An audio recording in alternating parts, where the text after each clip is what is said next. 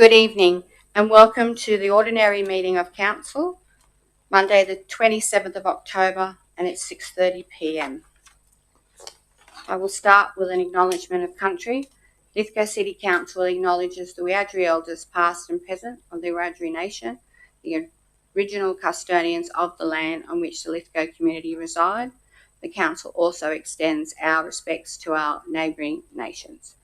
I inform all those in attendance at this meeting that the meeting is being webcast and that those in attendance should refrain from making any defamatory statements concerning any person, councillor or employee, and refrain from discussing those matters subject to closed council proceedings as indicated in clause 14.1 of the Code of Meeting Practice. I will now hand over to the General Manager, who will make a public announcement. Through you, Mayor, I'll pass to Director Browning to just make an announcement on the emergency procedures. Thank you, through Mayor. In the case of an emergency, please follow the emergency warden's instructions, who will be identified by coloured helmets and fluorescent council vests. Wardens will determine if an evacuation is required and the appropriate exit path. In the event of a fire, do not use the lift. If you require personal assistance in an evacuation, please contact a warden. In the event of an evacuation, no one is to re-enter the building unless advised by a warden. Thank you, Director Browning. I note that all councillors are present. Do we have any declarations of interest?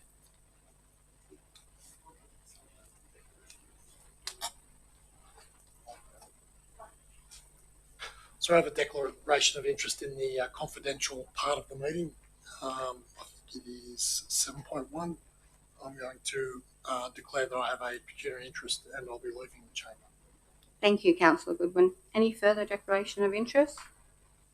Great. Thank you, councillors. I have a set of minutes that we need confirming. Can I have a mover, please? Thank you, Councillor Fredericks. Do I have a seconder? Councillor Ring. Is there any opposition to that? They're carried.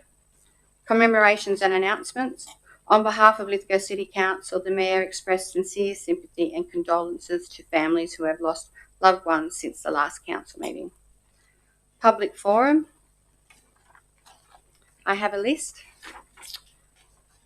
And first on my list is Joe Kalia. If you could please come forward, that'd be lovely.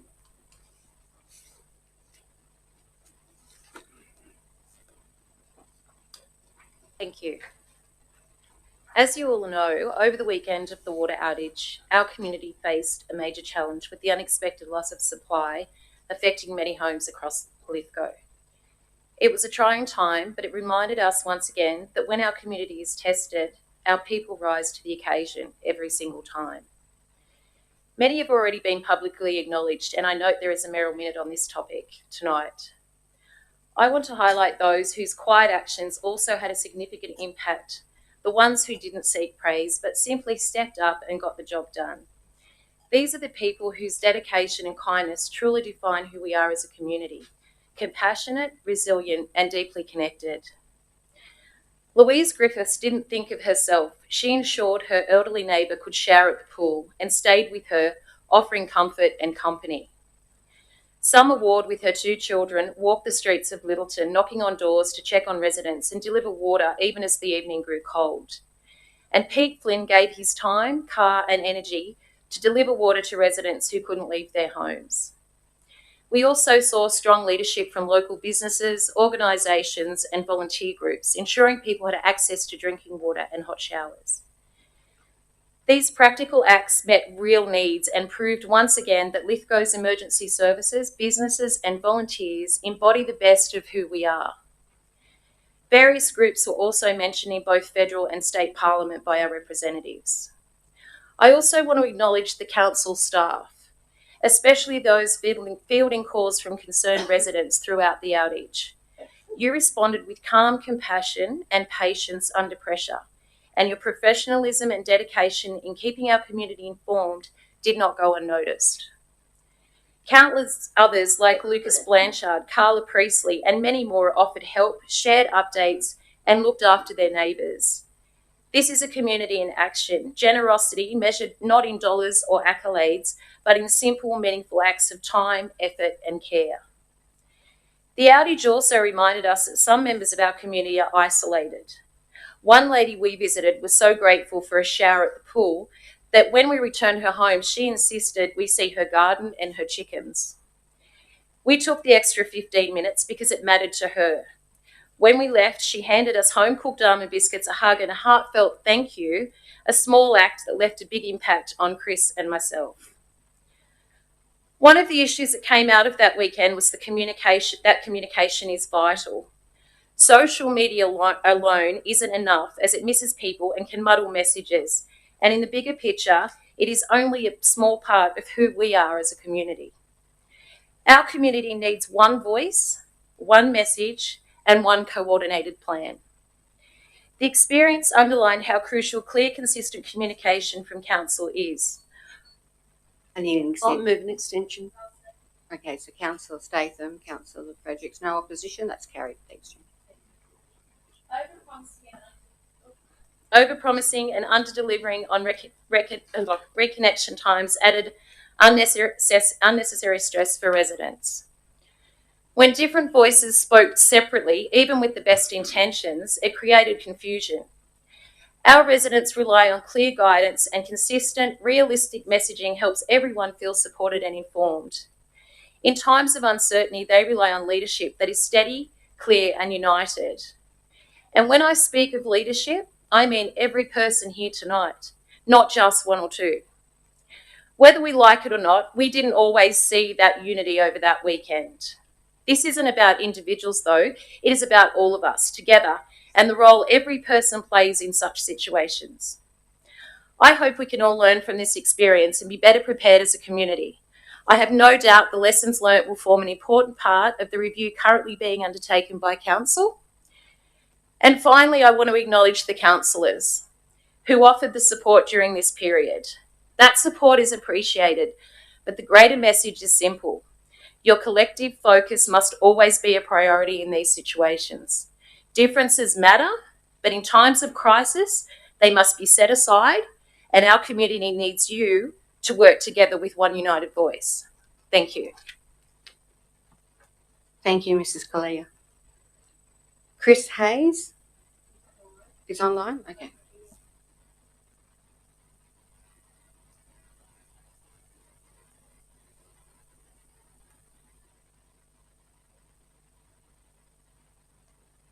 Mr. Hayes, you're happy? Are you happy to speak now? Yes, absolutely.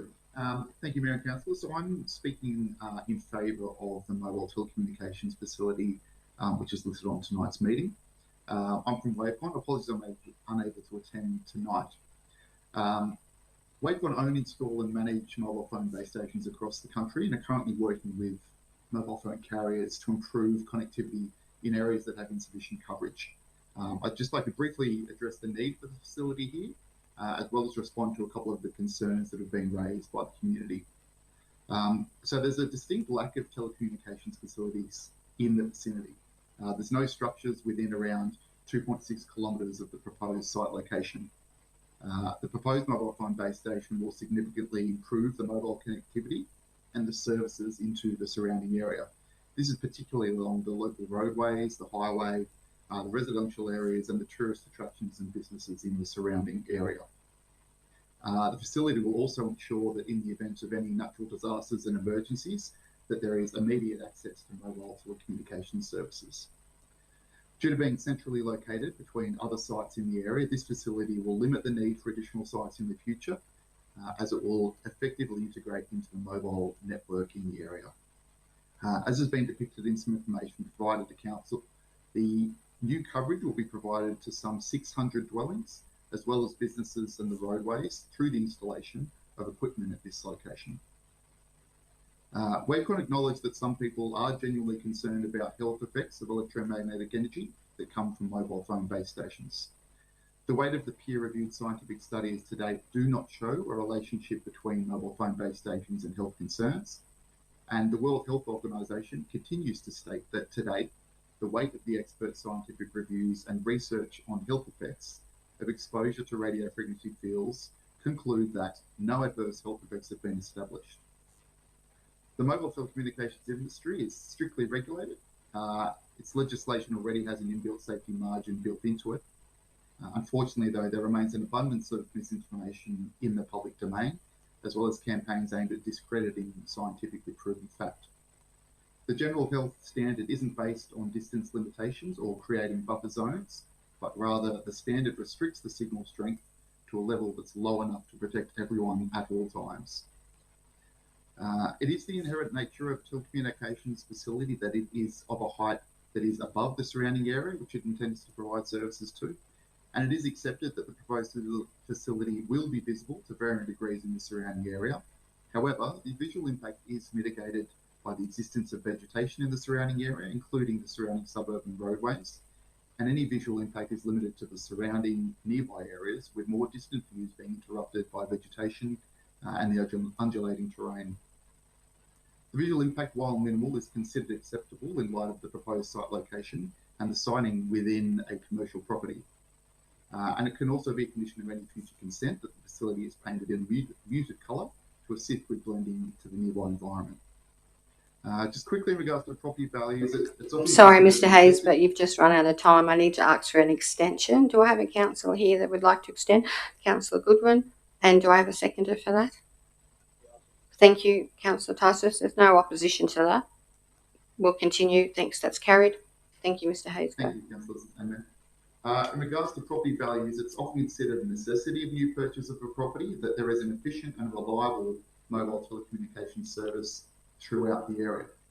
Mobile telecommunications facilities are becoming increasingly common in areas where coverage improvements are necessary, and like accessibility to school, shops and public transport, mobile telecommunications coverage is just one of the essential services, that residents expect.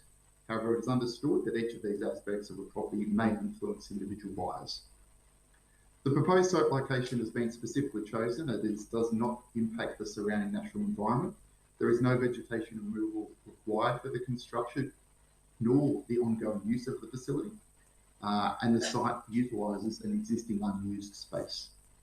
As the facility is unmanned, does not require water services, and is visited only a handful of times per year, there is little to no impact on the existing and surrounding environment.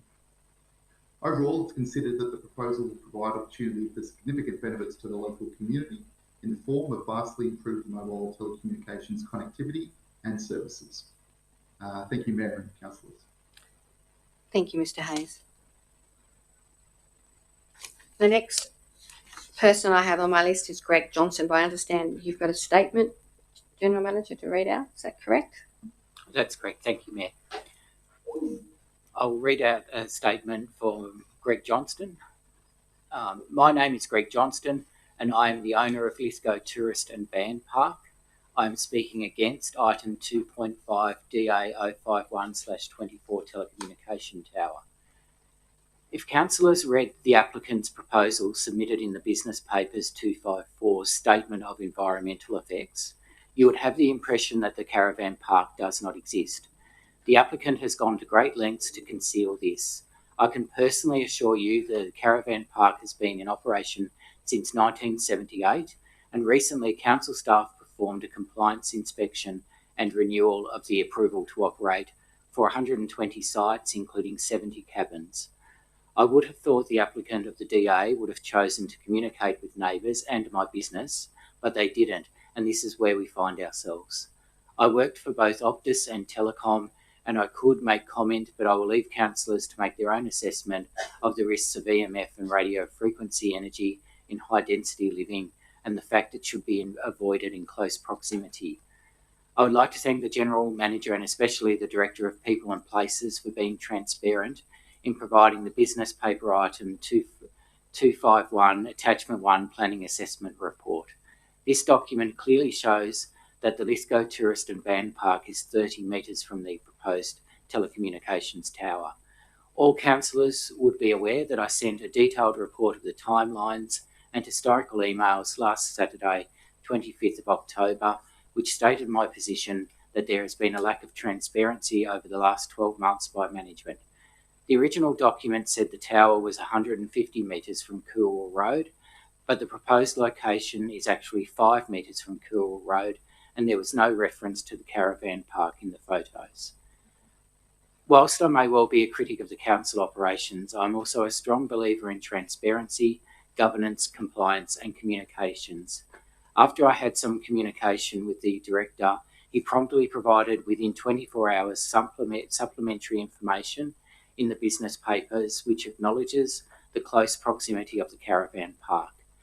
Now we have the facts on public record. I hope each councillor finds the courage not to support the proposal and consider the residents' concerns, especially the people without a voice that cannot clearly articulate the known risks of EMT and radio frequency energy. Thank you, General Manager. Final person on my list is Sanine Towers. Would you like to come forward? Oh, I practiced.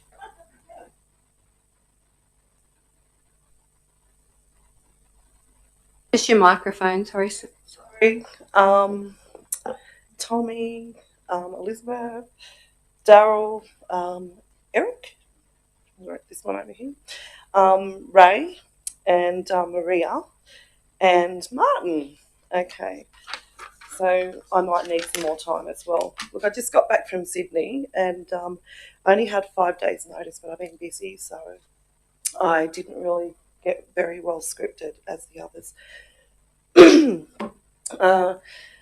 Protect your family from hidden EMF dangers. The digital age has brought us incredible convenience, but it comes with invisible risks.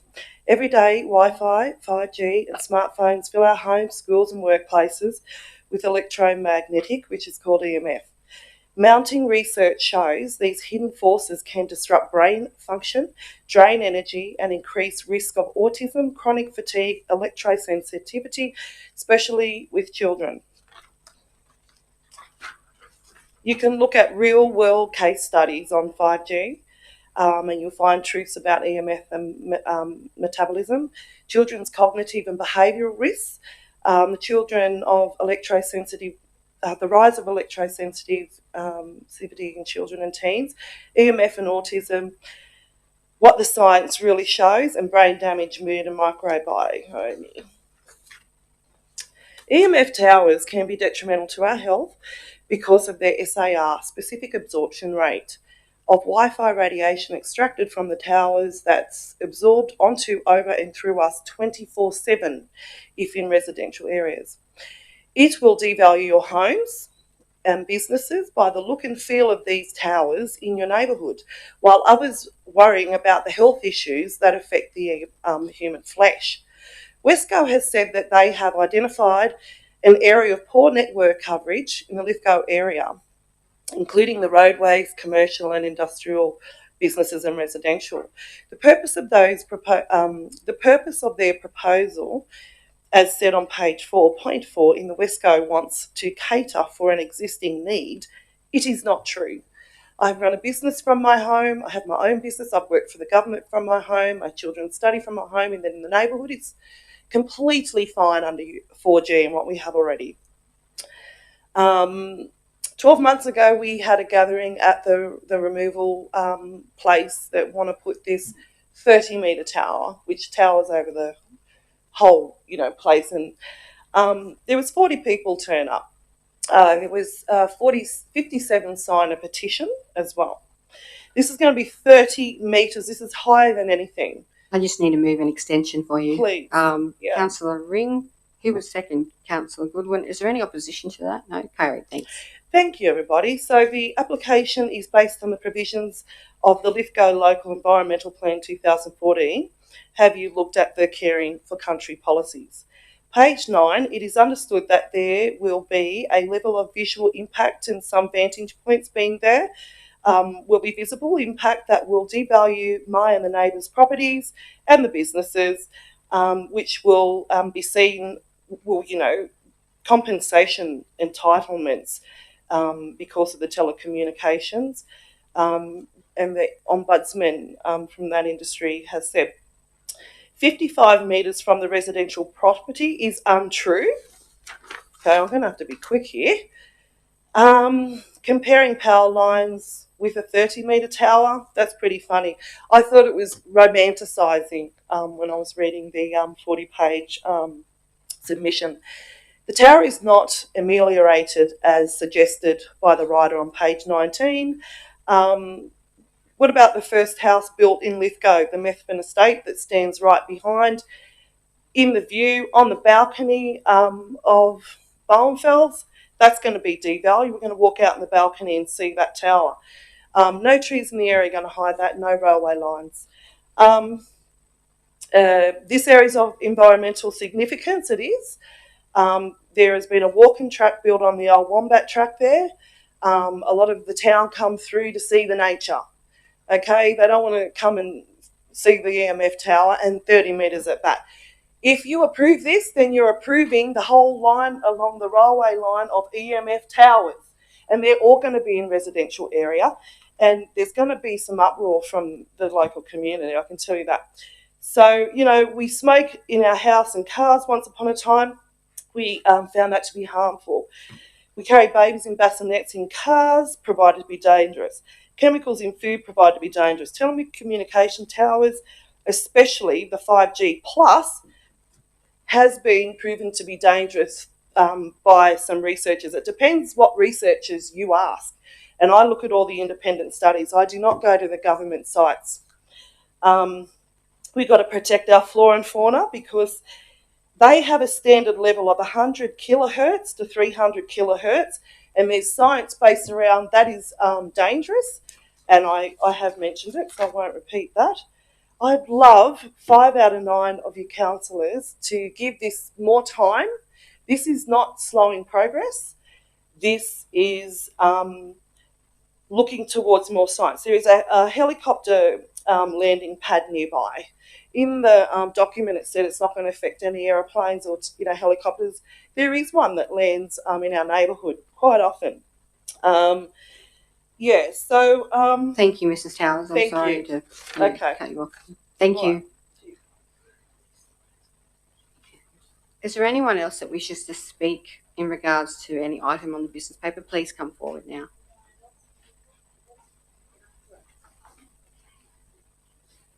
Thanks everyone for your time. I'm a mother of 3 and I will live 50 metres away from this 5G tower. Sorry, ma'am, we don't know your name. My name's Sarah. Sarah Lorraine. Sarah Rain, was it? Yes. Thank I live you. at Willow Place. Thank you. I am a mother of 3, a very busy mum, and I have been very disheartened with the lack of communication about this 5G tower. I never knew about it until I got a letter by a resident to voicing their concerns, how concerned they are with the health effects. I did not even know about this tower. Apparently I've spoken to some other people from the man from the caravan park. He voiced as well that he has about 40 residents there, that they didn't get any information about it either. So I just feel us as residents have not been properly informed to even have time to come here and put our voice forward. And that is unfair as a resident. And so I am here as a person and to stand for our community. And yes, even the telecom, the 5G tower man even said it may impact individual buyers. He even admitted that. Now, if I am to buy a property next to a 5G tower, I will buy it probably $30,000 or $50,000 cheaper. But I come here and I've already bought my house. I've paid top price, and now my value price is going to be decreased because of greed. I feel this 5G person is full of greed because apparently I was informed when we had our community meeting at the tower that he gets money for it, $20,000 to $30,000 a year for having this tower on his storage property. That is greed for the residents and our property, and it is unfair. And I don't want my kids to be a guinea pig. You know, I understand that there's safety issues and they've done all their studies, but we ignore the individual plans because it's covered by greed.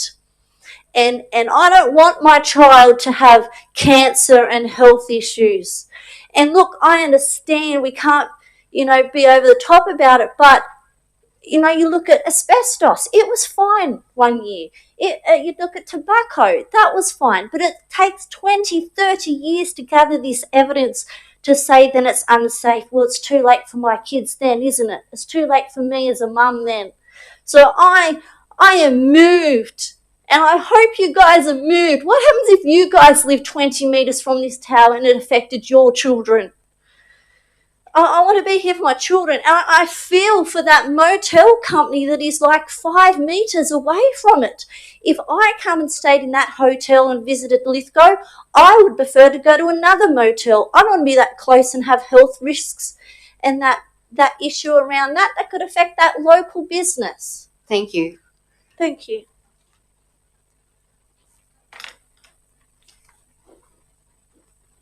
We'll move on from there. Before I do the mayoral minutes, we've got 3 items that we could move by exception, which is 2.2, 2.3 and 3.1. Do I have anybody who would like to move those 3? Councillor Fredericks, you're happy to do it? Do I have a seconder?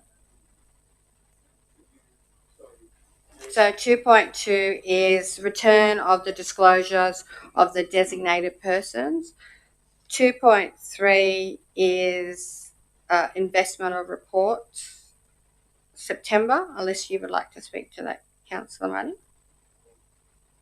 I'm convinced that all the councillors would have scrutinised that report. Okay, so you're happy with that?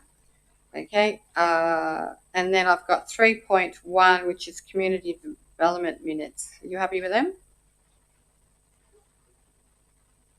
Yep. Is there any objections? Yeah, I'll second. You're happy to second that? Okay, so Councillor Fredericks has moved that.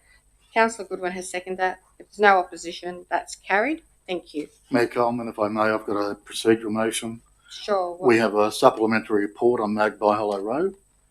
I'd like if we could just acknowledge it. That gets dealt with at 2.6 at the end of the administrative reports. Have you got that? Yep, that's fine. Thank you.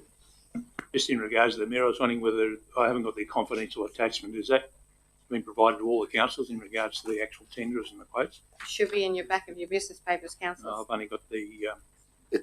It's in the attachments. It's in the attachments on your docs on tap. Have you got that?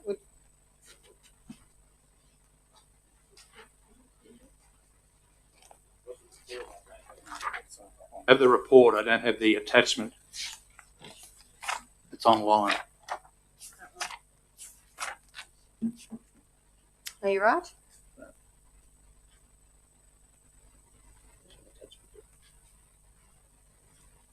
I don't have a hard copy, is what I'm talking about. We'd like a. Is Yes, that what you're asking if I for? can be provided with Can a I hard have copy. someone organise a hard copy, please? So, Director Browning's off to get you a hard copy. You're happy for us to continue, Councillor? Right. Thank you.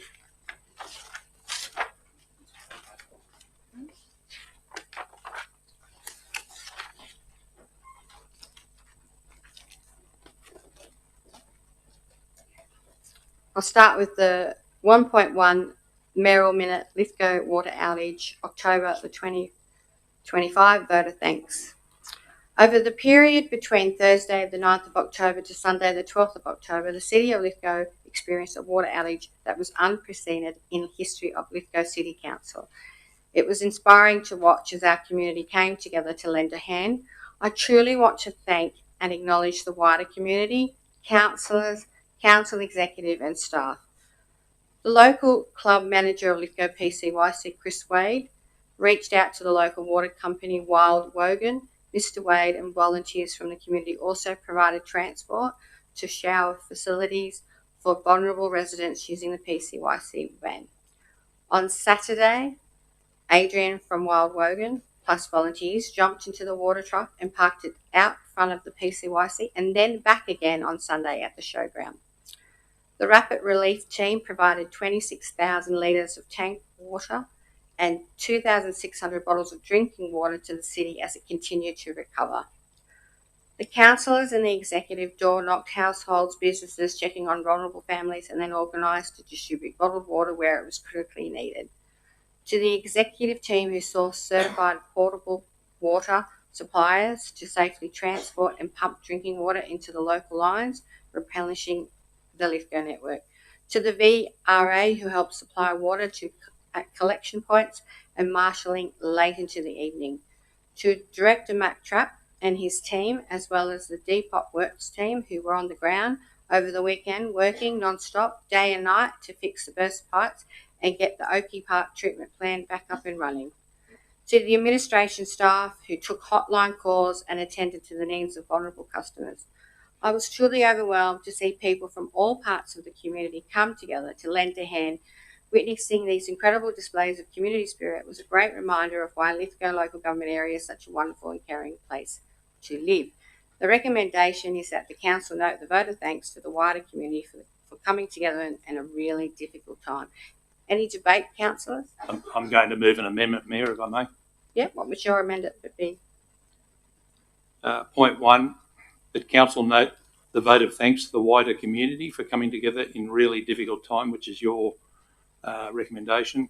Point 2, the council, under the Mayor and General Manager, issue an unreserved public apology to those businesses, ratepayers and residents who were severely impacted by the Lithgow City Council's water outage in Lithgow between Thursday the 9th of October and late Sunday on the 12th of October 25. This council, number 3, is this council resolution provide an unreserved public apology to those Lithgow City Council employees who may have felt any personal blame or humiliation following the Lithgow City Council's water outage in Lithgow between Thursday 9 October and late Sunday on the 12th of October 25. And number 4, the General Manager urgently develop a public communication strategy that can be immediately implemented if and when another major water outage or similar major incident occurs in Lithgow LGA. I move that recommendation. I won't accept that at this time. This is mainly a vote of thanks. In regards to what you're speaking of, that is currently in works, so I won't accept it as part of this meeting. I disagree with you, Mayor. I disagree with you. This is clearly, if you're going to put a vote of thanks in, you need to make apologies. The fact that they're internal, this is public apology. I call a dissent motion, if I may. Sorry, if I may, a point of order has got to be called before you can call a motion of dissent. Your point of order is basically, well, let's go back over this again. You asked to have this added in regards to the recommendation. I have not accepted it. You can move it as an amendment, Councillor. Then I just said I'll move it as an amendment. Well, that's fine. Then if you're moving it as amendment, let me finish. If you're moving it as amendment, then you'll need a seconder. Can I please have a seconder to this? So Councillor Fredericks is seconding it. You now can go back to the debate. You have the floor, Councillor Tysus. Thank you. In that case, Mayor, I'll take out number 1 and just use 2, 3 and 4. That's fine. Sorry, before we have the debate, can we get it up on the screen? Yeah. So we know what we are. There is a copy up at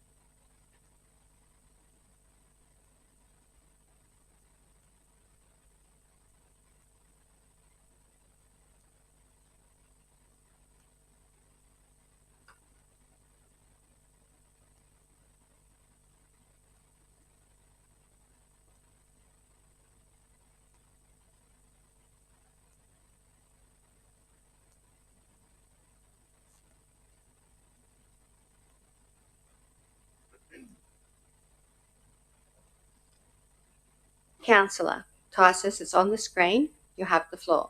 Thank you, Mayor. Mayor, this happened a week after the last council meeting.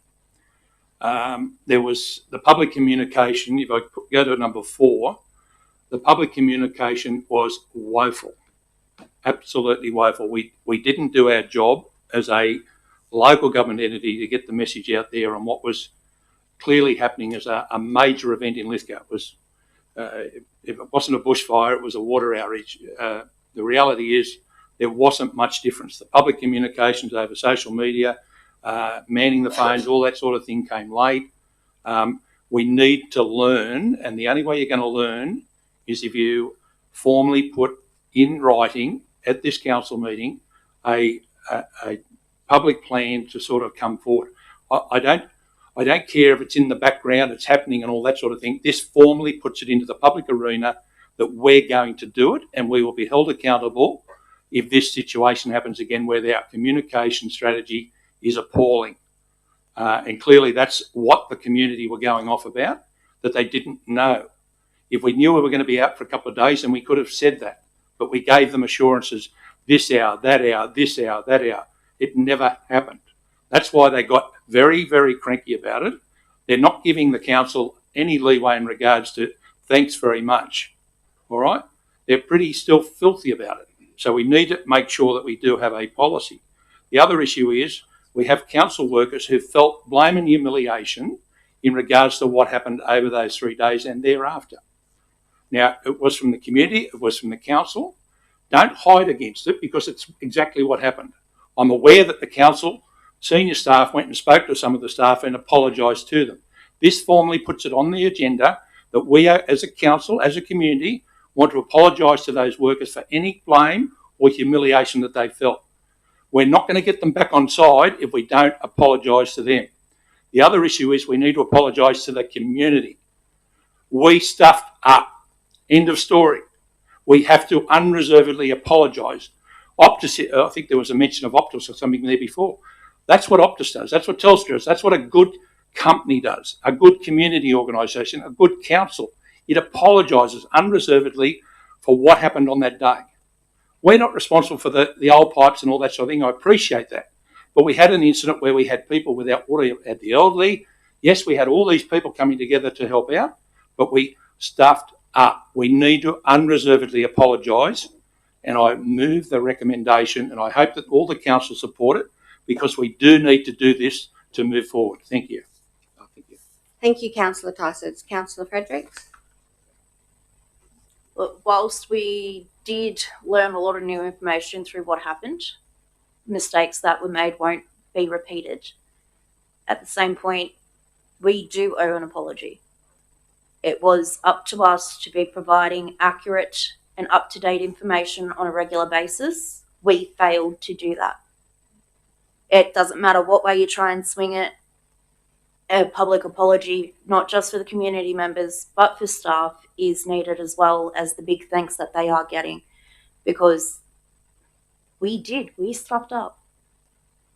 The communication was not on par. We should have been having hourly to hourly updates going out, giving accurate information instead of the spaces on our council website, 8 hours, sometimes even longer between updates.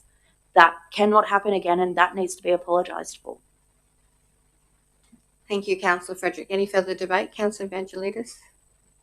I agree with, in principle with Councillor Ticehurst, but I'm going to wait for the report. I mean, we have to wait for the report. Any apology now is just a reaction. I want to know everything that happened. I want to know why things didn't happen, and we have to wait for a report. So I won't be voting for the amendment. I'll wait for the report, and then if that report shows us a reason, and I think there will be, for apologies, then we'll make them. Thank you, Councillor Evangelidis. Councillor Statham?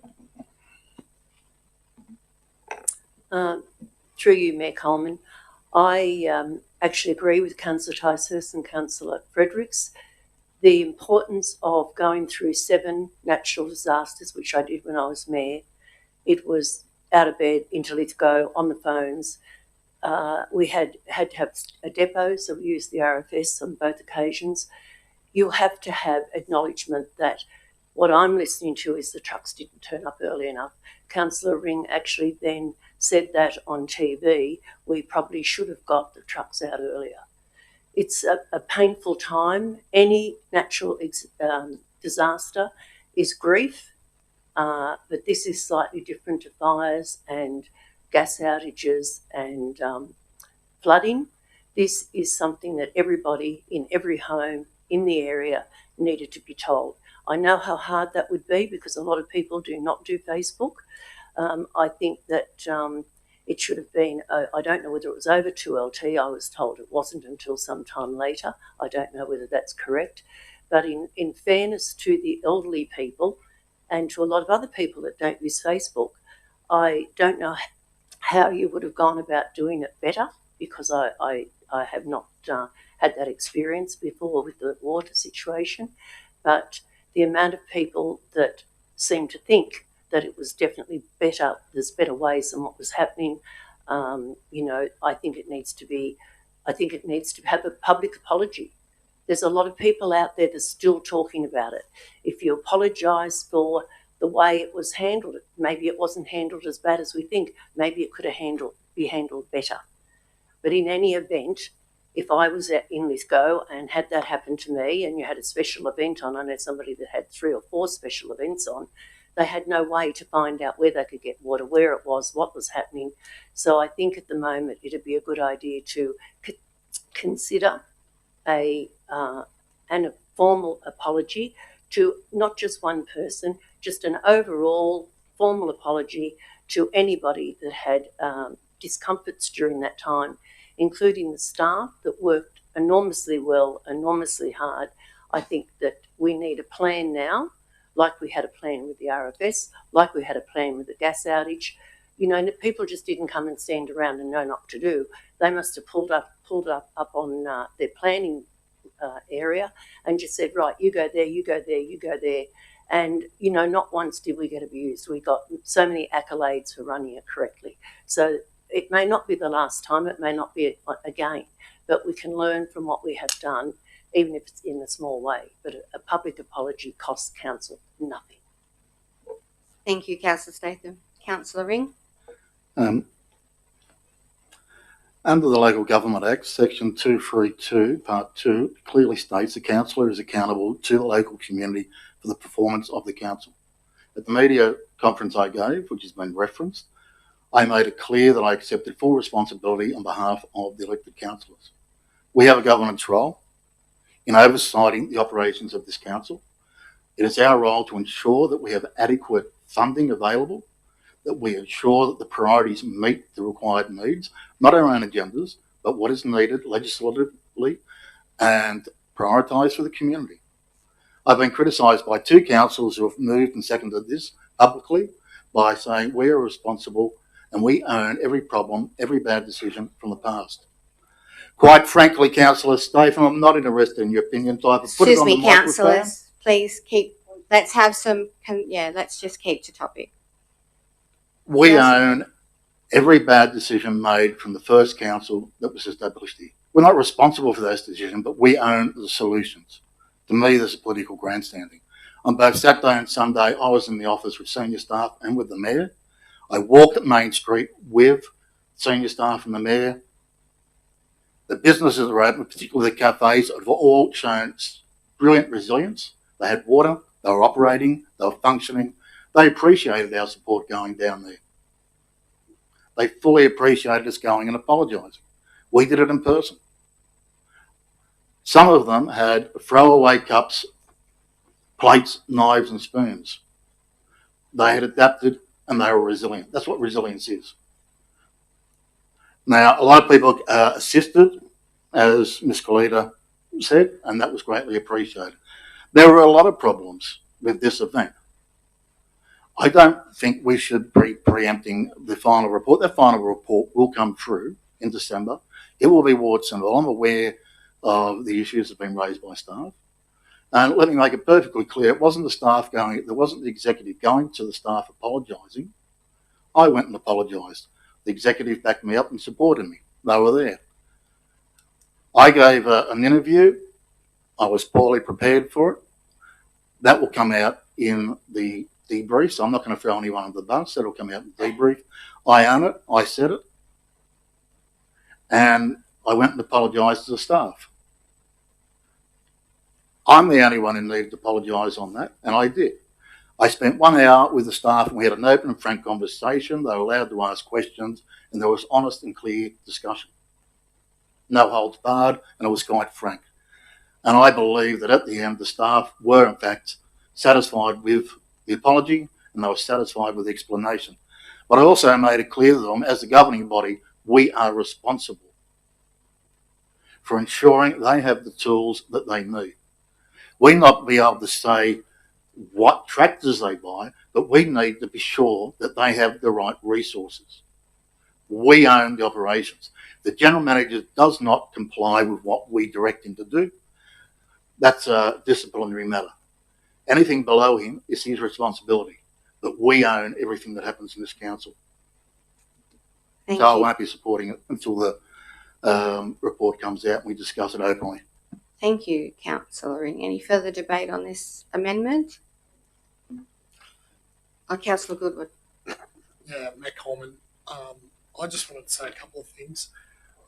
If it was point 2 and point 3, I would vote for it straight away. Point 1, I'd like to see the report, the end of the report, before we go ahead and start publicly apologising. I know that there are mishaps that happened and things in an emergency that happen that that can't be avoided.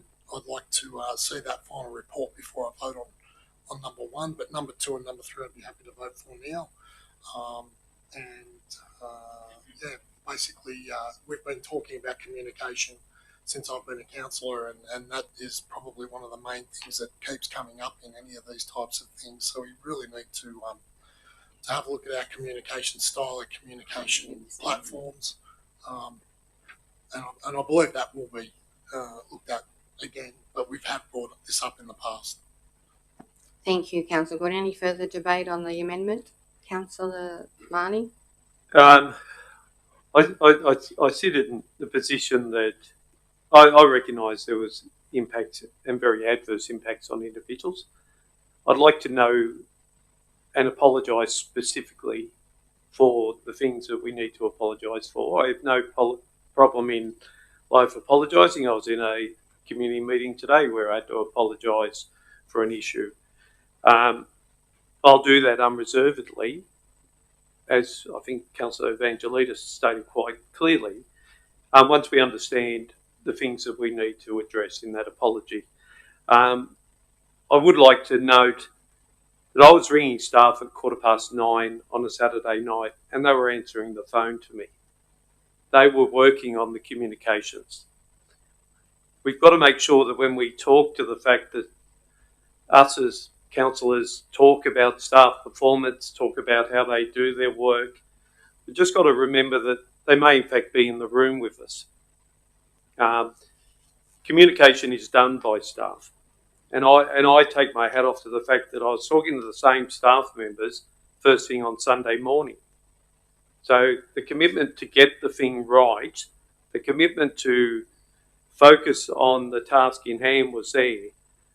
There's obviously, and people have talked about systems improvement, and I'm totally with you. I totally support, whilst many councillors may be uncomfortable with this notion, I support that any failing in our systems is my responsibility as a councillor. I can't look into the background and name previous councillors and line them up as the culprit, nor can I look across the staff ranks and start lining them up. Everyone that understands local government understands the limitations on staff having a right of reply. I'm a big person on due process and procedural fairness. I've never been comfortable when a staff member is named in a public forum or staff are generally criticised in a public forum. They have no right of reply. There is nowhere else in Australian society that a fair go is diminished in that way. So I would like the report to follow its course. I have confidence in the director who's been put this in his hands. And I know that Mr. Elwood has experience in very significant issues and doing reviews of them. I'm more than happy, and I hope that the Mayor is more than happy to make all of the apologies that need to be made at that point. I think what the mayoral minute did tonight, as Ms. Khalida did tonight, was to acknowledge that people stepped up from the community and helped out. I accept that Councillor Tyson rightfully points out that there'll be things that we have to take responsibility for, and I will. And I'll apologise to people personally as well as I expect the rest of the council will. I won't go down the rabbit hole that I've spent a lot of time down in the last 4 years about why our assets are in the condition they're in, but that's our responsibility as a council. No one else's, ours. So I'm happy to proceed with the vote of thanks, but I'm more than happy to see those points that Councillor Tysus has brought forward being reconsidered when the report's in front of us. Thank you, Councillor Martin. Councillor Smith? I'm of the same opinion. I do believe the report should come through first. Then we make our assessments then. And when we break this amendment up here, the second part of it says that there was a personal apology made to staff employees, which I believe happened. I think Councillor Ring actually took that responsibility on. And I do believe this public communication thing is being addressed to a certain degree, and if we follow him through our meeting tonight, I think Eric's got some proposals on various other things that may occur as the future comes along. But I can't support that amendment. I want the report to come in. Thank you. Thank you, Councillor Smith. I'm more than happy to make an unreserved public apology when the time is right. We need to wait for the report, which will come through at the next meeting. We need to ensure due process. This mayoral minute was purely about the community who stepped up and the councillors that stepped up and so forth and so forth. This was a thanks to them. I'm going to put the amendment to you. All those in favour? It's an amendment, Councillor Tysus. I'll put the amendment. All those to you? All those against? Declare that lost. We'll go back to the mayoral minute. I'll put that. Sure. There's been a division called. All those in favour of the amendment, please raise your hand. Councillor Statham, Councillor Fredericks and Councillor Tysus in favour. All those against, please raise your hand. Councillor Goodwin, Councillor Evangelidis, Councillor Ring, Councillor Smith, Councillor Marnie and Councillor Coleman. That has been lost. I will now put the mayoral minute recommendation. All those in favour, please raise your hand. All those against, the matter is carried. We move on. Thank you. Did I not get a right of reply or not? You did an amendment, Councillor Tysus. Yeah, but I still have a right of reply. Not with an amendment, Councillor Tysus. No, but I do when the motion comes back. The amendment, I just put the motion for the mayoral minute. It's been carried. We're moving on. We're up to 1.2, which is another mayoral minute regarding Halloween. Lithgow Halloween Carnival Street Party is one of Lithgow City Council signature events, which was 100% funded by ratepayers this year. This year we had the pleasure of being entertained on Friday night by CK Stone King, which was a resounding success with the Union Theatre sold out. I would like to take this opportunity to express my heartfelt appreciation to the Lithgow City Council staff, the event team for their unrelenting commitment to delivering a safe event for families, the staff who provided traffic control in a very challenging environment, the staff who diligently cleaned before and after each event, to the local businesses who provided invaluable support, the local community groups such as PCYC Lithgow and the La Salle Academy who also played a vital role. Your selfless contributions have not gone unnoticed. What we did well was costumes, food selections, local talent, creative atmosphere and social connection. However, the administration will conduct an event review and the council group will have an opportunity to work with the council executive alongside businesses and the community to make changes for the future within budgeting constraints for the program of events.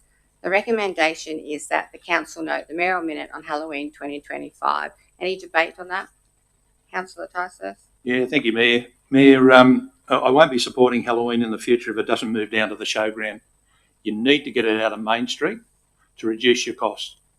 Clearly, you can't, if you haven't got money to do it properly, then we need to work out a venue that's going to be able to do it properly. I understand your vote of thanks, and I appreciate that as well. But we're ignoring again the complaints and the many of them from the people that attended in regards to it. That's $80,000, and you've got to start to think, well, we need to do it a little bit differently. if all the expenses are going to be taken up with traffic and security and all that sort of thing, we need to put it back down at the showground. Not in Queen Elizabeth Park, but it needs to go to the showground and get more bang for your buck instead of what we're doing at the moment. It's getting less and less, and the people that are going all the time are saying exactly that. It's getting less and less. You're also putting the organisers in a very bad position by restricting them to the amount of money that they can use and the amount of money that they then have to expend on things that, if it was at the showground, they wouldn't have to put forward. So I think unless I won't be voting on Halloween next year, no matter what the amount of money is, unless it goes to the showground to get some sort of value and security and safety for the people that are coming to that event. Doing what we did on the weekend in the one section, the traffic control, putting the poor old council workers and security at risk, and the people moving up and down the street where there was traffic. I understand that some of the blame has gone to the police because they didn't allow the closure on the bottom end of the street, which I understand is not correct. We need to move it to a safe location. The only safe location is down at the showground, just like this Lithgow show and every other event. Thank you. Thank you for your commentary, Councillor Tyson. Any further commentary on the matter, Councillor? I was at Halloween for 4 hours. Better part of 3 hours was working on the barbecue for the PCYC as a volunteer. I saw a lot of positive people. I saw a lot of happy faces. I believe that the work done by the new team under Director Elwood did an outstanding job. They tried something different. I don't believe it entirely worked, but I thought that it was a good event. Director Elwood's staff did not prepare the road safety assessments and risk assessments for that. That's done elsewhere in council. That was lacking, but that will come out in the review of this event. We'll also get feedback in, and we'll take that on board. 2 years ago, $180,000 was allocated this way at grant money, and in the past, 2016, it was a hell of a lot more money.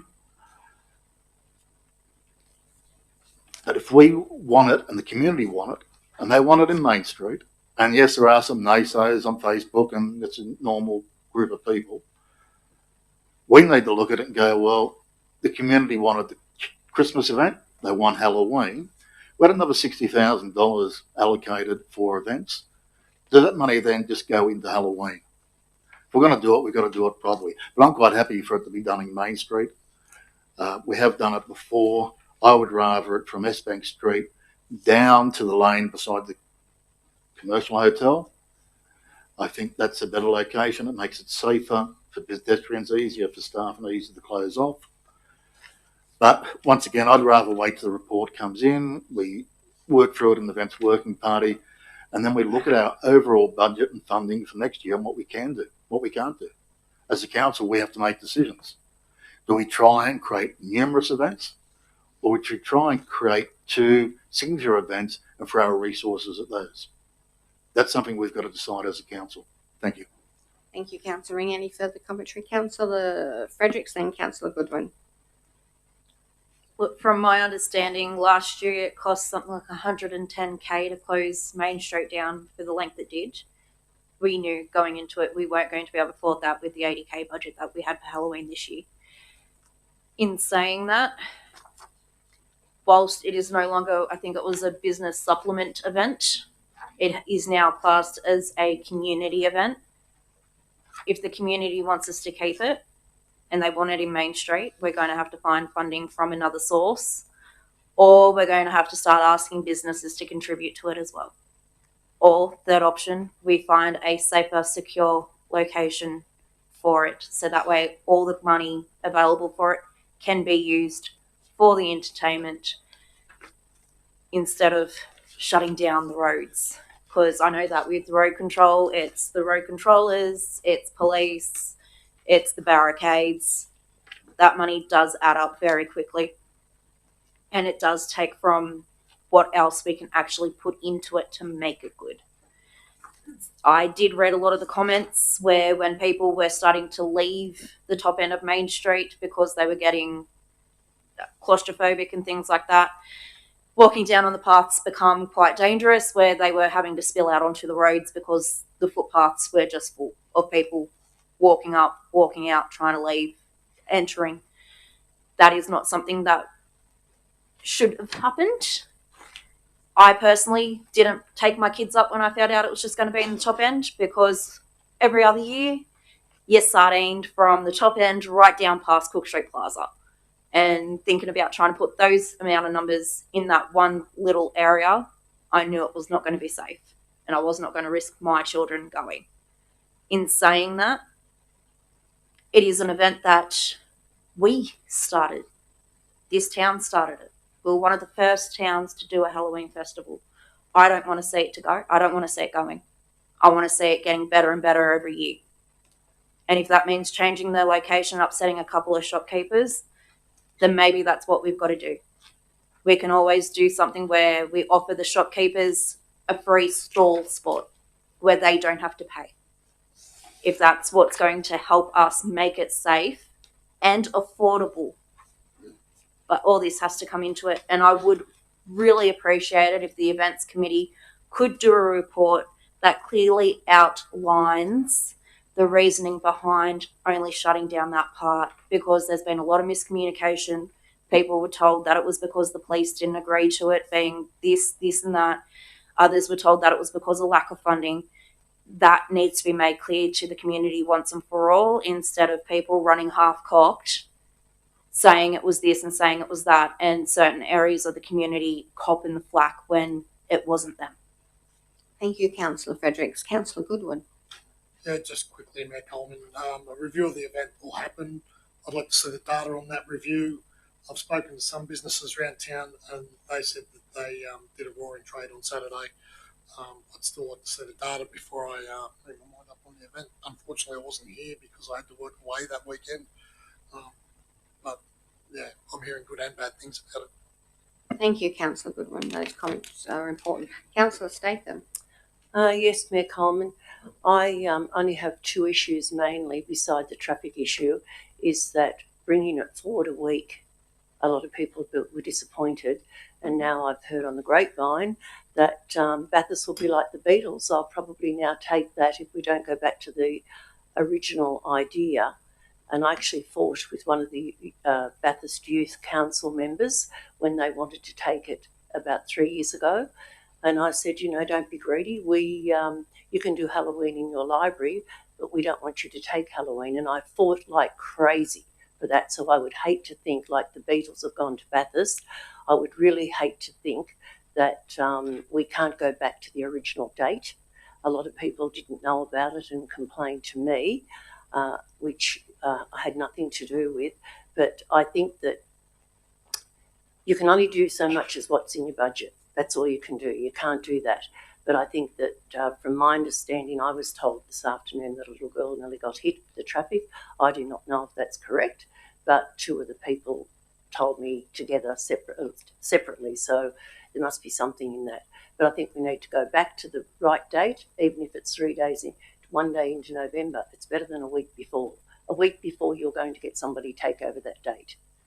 And already there's a big turnout at the Avalon at Katoomba on Saturday night, and they were not going to go ahead with it until they saw that Lithgow was changed the date. So it seems you've got to talk about around a round table, and I think it's very important that we don't lose Halloween. I think Halloween is a great idea, but not to have stages.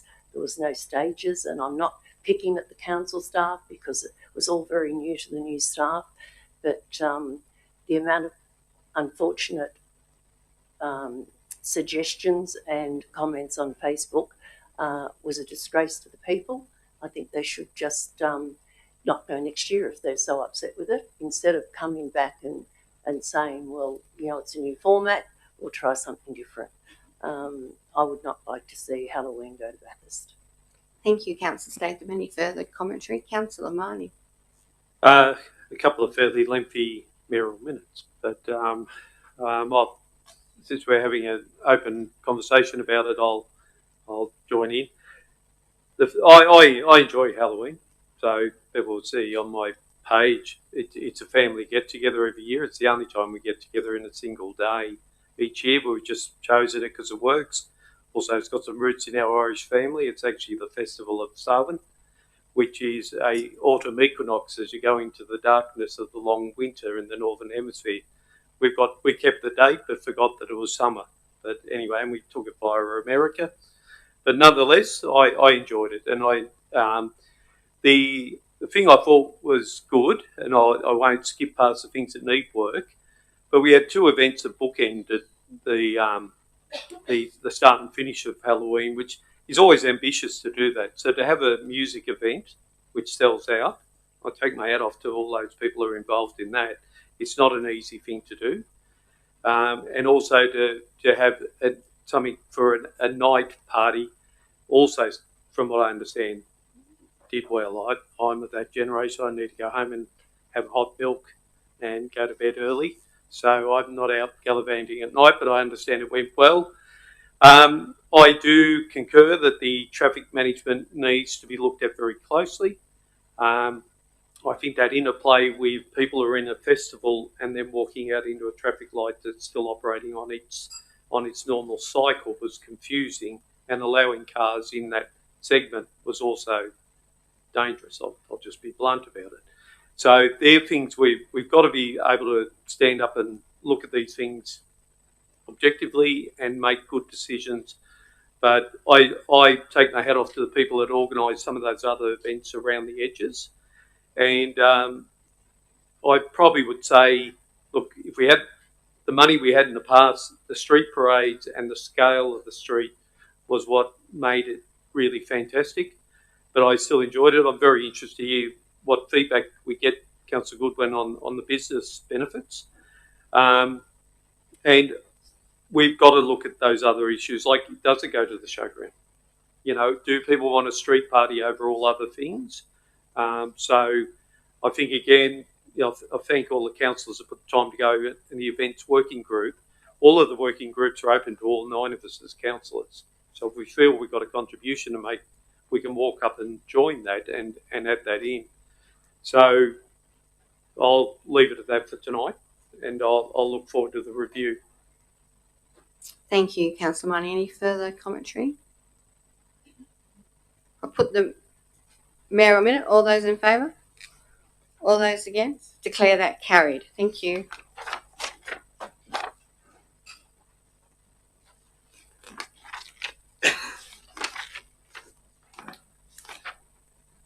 We're now up to 2.1, which is the Council Resolution Action Register.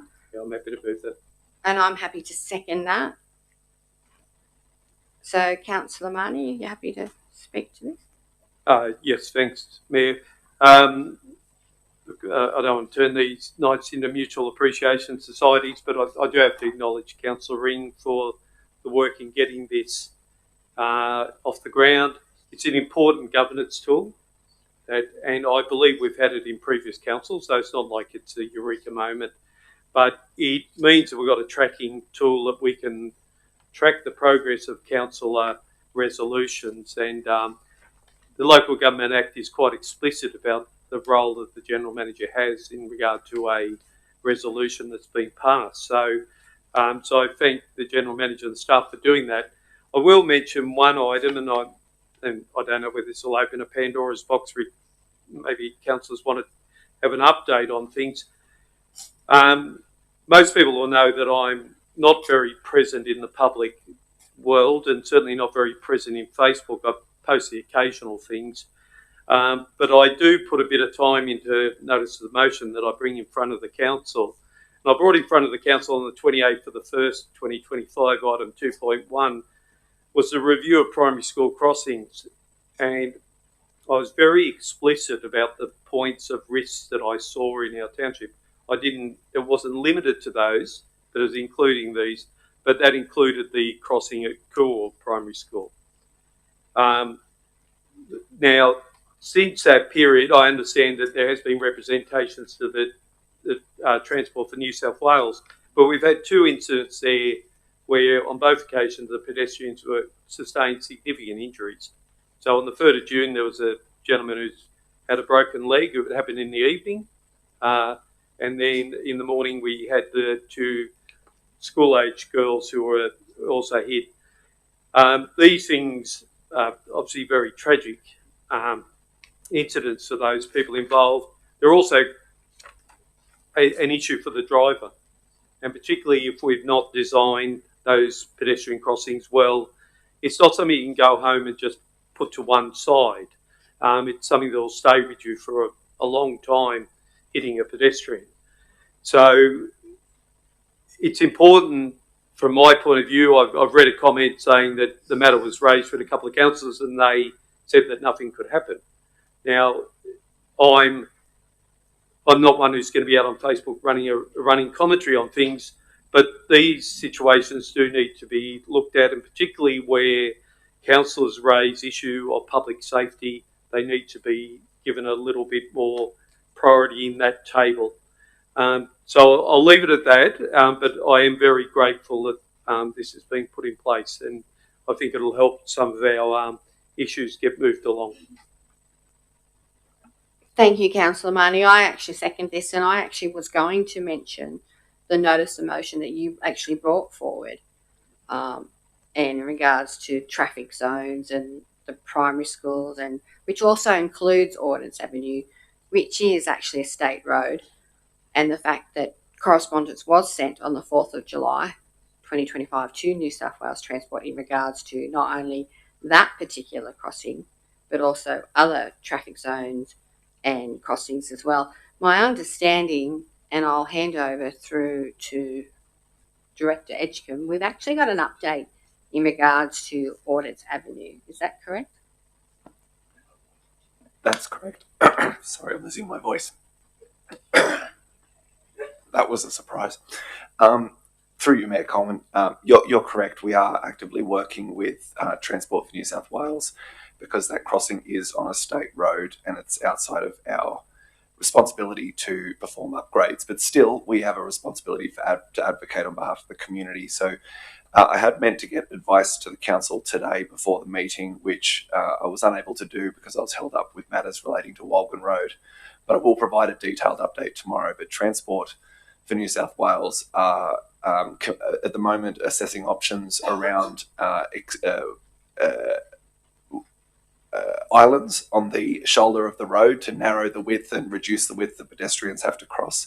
They're also looking at fairly innovative solutions around vehicle-activated signage so that when there's a pedestrian crossing, lights are activated and awareness is increased for motorists.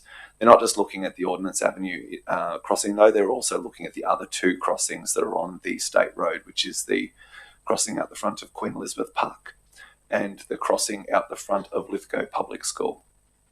So we're working very closely with them. They've asked for council's input. We've provided that with very quick turnaround, and I'll provide more detailed advice to council tomorrow. And once a solution is found with Transport for New South Wales, we'll work with them on a joint media release for the update of the community. Thank you, Director Edgecombe. Look, I really think that this is a valuable tool. It's so important for councillors to track where the notice of motions are going, where they're up to. They can refer to this. They can, ask questions in regard to it. So I think it's such a great tool, and this council was very wise in having it implemented. Any further debate on this topic? Councillor Ticehurst. Thank you, Mayor. Just out of the action report, on the 24th of March this year, Resolution 2575.2 was in regards to the wind turbine projects in the Lithgow local government area.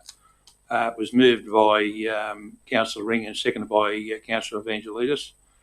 Number 2 was that request the incoming new federal government to hold an urgent, open and transparent royal commission into the current electricity and gas systems and market across Australia so as to ensure Australians in future have access to affordable, secure and reliable energy. I was just wondering whether that has been activated, because in this action plan it doesn't say point 1 has been actioned in regards to the wind farms, but I was just wondering whether that has been actioned by the General Manager. Thank you, Councillor Ticehurst. General Manager? Through you, Mayor. Unless Director Elwood has any update, I'll take that question on notice and respond tomorrow. Does Director Elwood have any update? No? No, not at this stage. We'll come back to you, Councillor Ticehurst. Thank you. I have a second one, if I may. Yes. I'm just looking for it. All right, on the 28th of October last year, which is a year tomorrow, there was a motion that a trial of honorary young mayors at Lithgow City Council meetings in 2025. And the motion was that the mayor and the council invite students selected by their own school, teachers and students from 15 years of age and up to year 12 from both the Lithgow High School, the Lausell Academy and Portland Central School to each act in a trial of the honorary position of young mayor at a Lithgow City Council meetings commencing and during 2025. The last action was on the 4th of March, where it indicated that Ross Gurney directed people in place, I think you were the general manager then anyway, to write to each of the schools asking them to select students to act in the trial, commencing as soon as possible during 2025. Year 12 is now doing their exams at the end of the year. I was just wondering where we're up to. Are we going to do this or we're not going to do it? Director Elwood, would you like to respond to that? Thank you. Through yourself, Mayor Coleman. The community culture team has been engaged with some of the schools. The issue that has arisen is that because this event, as in council meetings, is held outside of school hours, and if there's issues that brings, I will get a full detailed report back for council on that. The issue that it brought outside of hours is more to do with the fact that it was outside schools operating controls. So if it's a specific school endorsed event and selected and staffed, it's how the students are managed outside of the school in an event that they're endorsing. So that is the general information I've been given, but I will confirm that and bring that back to council. Any further debate on this item or topic? I'll put that to you. All those in favour? All those against? Declare that carried. Thank you. 2.2 has been moved by exception. 2.3 was moved by exception. 2.4, propose update to the 2025-2026 fees and charges. Do we have any motions, councillors? Councillor Ring? I'm happy to move the recommendation as it stands. Do I have a seconder? Councillor Marnie? Councillor Ring? I'm going to speak mainly about the issue with the pounds. The fees are quite reasonable. If you look at the RSPCA, their fees for adopting a puppy under 12 months is $620. For dogs over 12 months, $500. Council is well below that. The fees that we charge for the service has to cover our costs. Otherwise, we continue to dig ourselves into a financial hole. And for you, Mayor Coleman, I could ask a question of the administration. I'm assuming that in relation to the Aquatic Centre, there already has been consultation with the various groups around the fees. General Manager, who do we direct that to? So, Director Edgecombe? That is something that through you, Mayor Coleman, that is something I'm willing to take on notice and provide advice on tomorrow about specifically who we consulted with. No, thank you. I appreciate that. I mean, it's going out for public consultation, and I'm quite happy if there's no significant complaints or issues, that it's just dealt with administratively by the General Manager. Thank you, Councillor Ring. Councillor Marnie? I've seconded this for the purpose of going out to public exhibition. I do want us as a council to challenge ourselves around the surrender fee of unwanted animals. The impact unwanted animals have on our natural environment and also our urban environment when they enter it.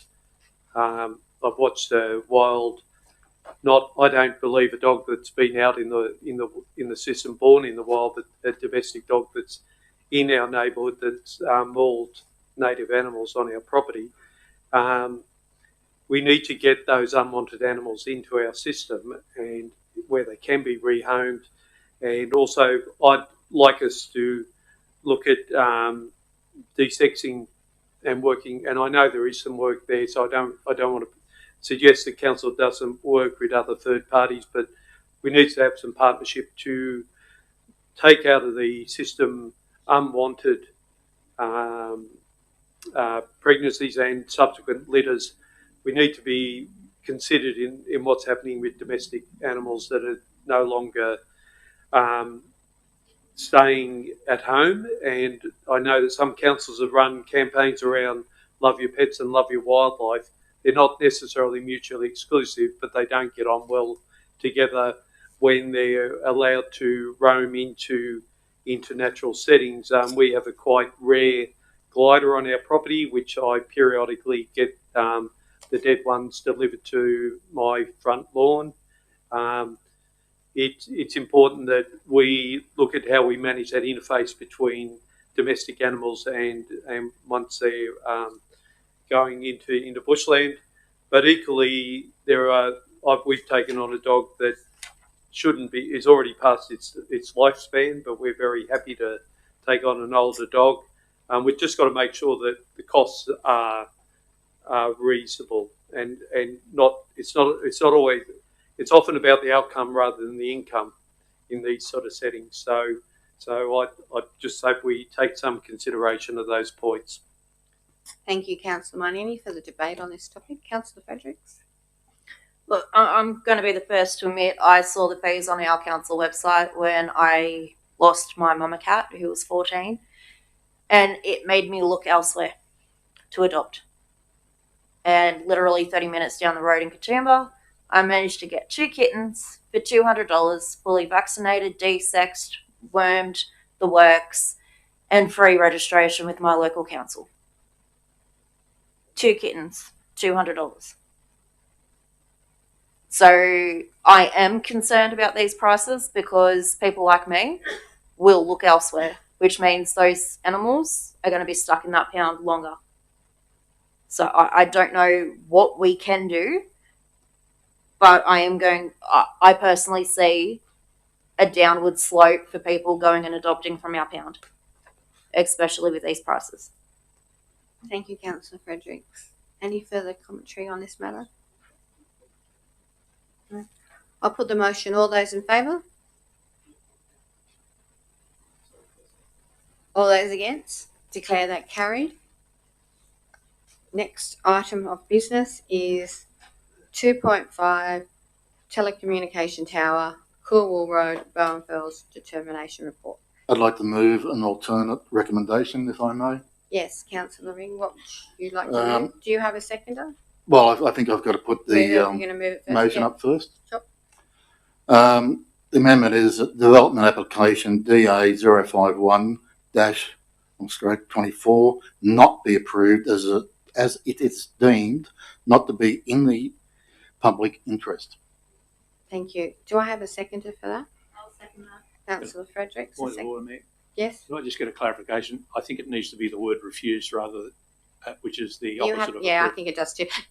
Are you happy to change that? Oh, I'm happy to change it. So can we change that? Advice Refused? from... Yeah, thank you. Sorry, can we have advice from Director Elwood? Yeah, so is it refused? Yeah, refused, it's okay, refused. let's make it refused. That's okay. No, that's fine. We all learn as we go sometimes. That's all good. Okay. So refused. So we'll just put. So can we just have that changed on the screen? Mm-hmm. Councillor Rings moved that. Councillor Fredericks has seconded that. It's actually refused. The word right. Thank you. Just needed to make that's there. Councillor Ring. Thank you. The assessment of this DA has failed to adequately address Section 415(1)(a)(e) of the Environmental Planning Assessment Act 1979, number 203. That is the public interest. On page 33 of attachment 2.51, the planning assessment report, it states, Council acknowledges the need for the facility to accommodate future services and improve technology to the Lithgow local government area. The public interest is served by the orderly and economic use of land for permissible uses and that does not impact unreasonably on the use and development of surrounding land. Based on the information submitted and an assessment of the proposal, the development is considered to be in public interest. Both the proponent and council have failed to demonstrate a future need for this facility at the proposed location. The coverage analysis provided at attachment 2.55 is simplistic and claims to improve indoor coverage for up to 600 residents. However, a review of the coverage maps for Telstra, Optus and Vodafone show nearly complete coverage in this area for 4G, with improved coverage planned for 5G services by Telstra.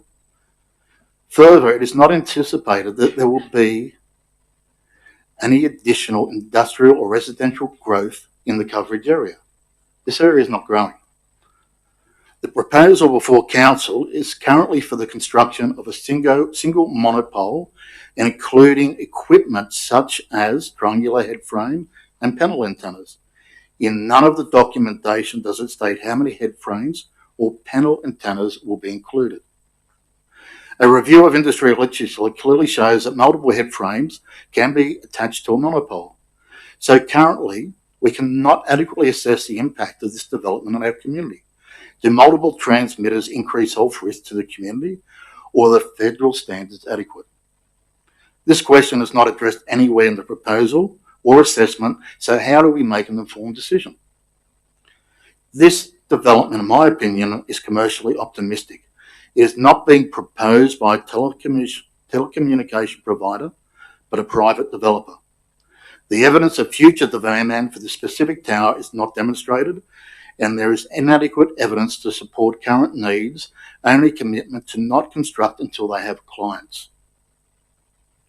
The proposal is commercial in its nature and not intended to address legitimate telecommunications requirements in our community.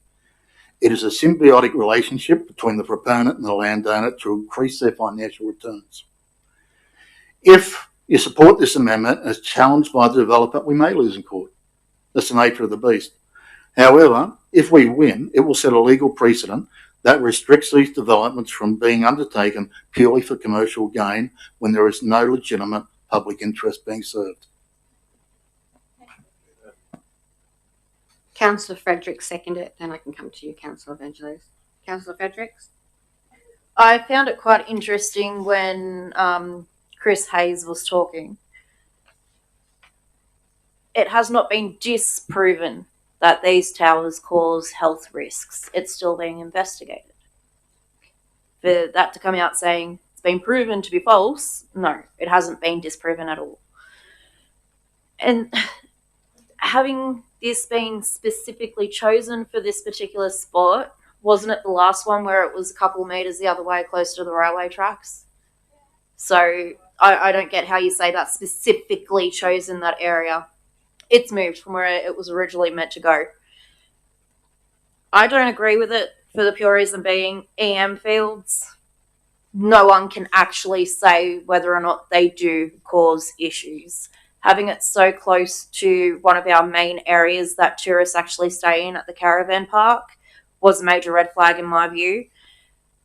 I do not want to harm people that choose to come and stay and spend their money in this town. That was the biggest issue that I had with it. It's not in the appropriate place. From what I remember, most of our towers before were up in the mountain. Like, they weren't in residentially zoned areas. So I'm glad that Deputy Mayor Ring has come up with this and given a really good explanation. I was trying to find a way to word it and I was failing. So thank you. And yeah, 100% I'm against this going up, and it does need to be refused for public safety. Councillor Fredericks. Councillor Evangelidis. Yes, I'll be supporting Councillor Ring in this area. Firstly, this is a self-storage facility. The land already has an approved use. The choice of this location for a tower has nothing to do with the telecommunication company deeming it as the best or most ideal location for a tower. The residents don't have bad reception. In fact, if the amount of calls I get from Greg Johnston, and I'm sure Council does as well, he's never dropped out, even though I probably wish sometimes it did. His daughter works from home. I mean, it's everyone around there does not have a problem. So, and because it's a flood zone, there's not going to be any more development there. So, this is simply a case of a property owner wanting to make as much money from their asset, and I can't blame them for that. They have to have it a go. They already have a tower on their property in Bathurst, and they want to do the same here. Fair enough, but they don't live on the property, they don't live near it, and it won't affect them in the slightest. Now, for any councillor that hasn't actually visited the site where the proposed tower is actually going, they basically want to squeeze it into this little patch of land right at the front of the property, right on the road. On one side, you have a residential community. On the other side, a tourist accommodation. And I would suggest that you'd need some pretty impressive vegetation to cover a 30-metre tower. So I found that quite amusing. A bit about 5G towers. When our daughter was born in Sydney, we watched a 5G tower go up 300 metres away from our house on top of a 12-storey residential apartment right on Coleroy Beach. Now, I had a direct line of sight to the 5G tower from our balcony. Before drones came on the scene, I did a lot of photography from cranes and the tops of buildings. And they had these massive telecommunication installations. I was advised to get an EMF meter so I could measure any radiation. So I was up there for a whole day and they had warning signs all over. So I used to do a little reading when I was up there.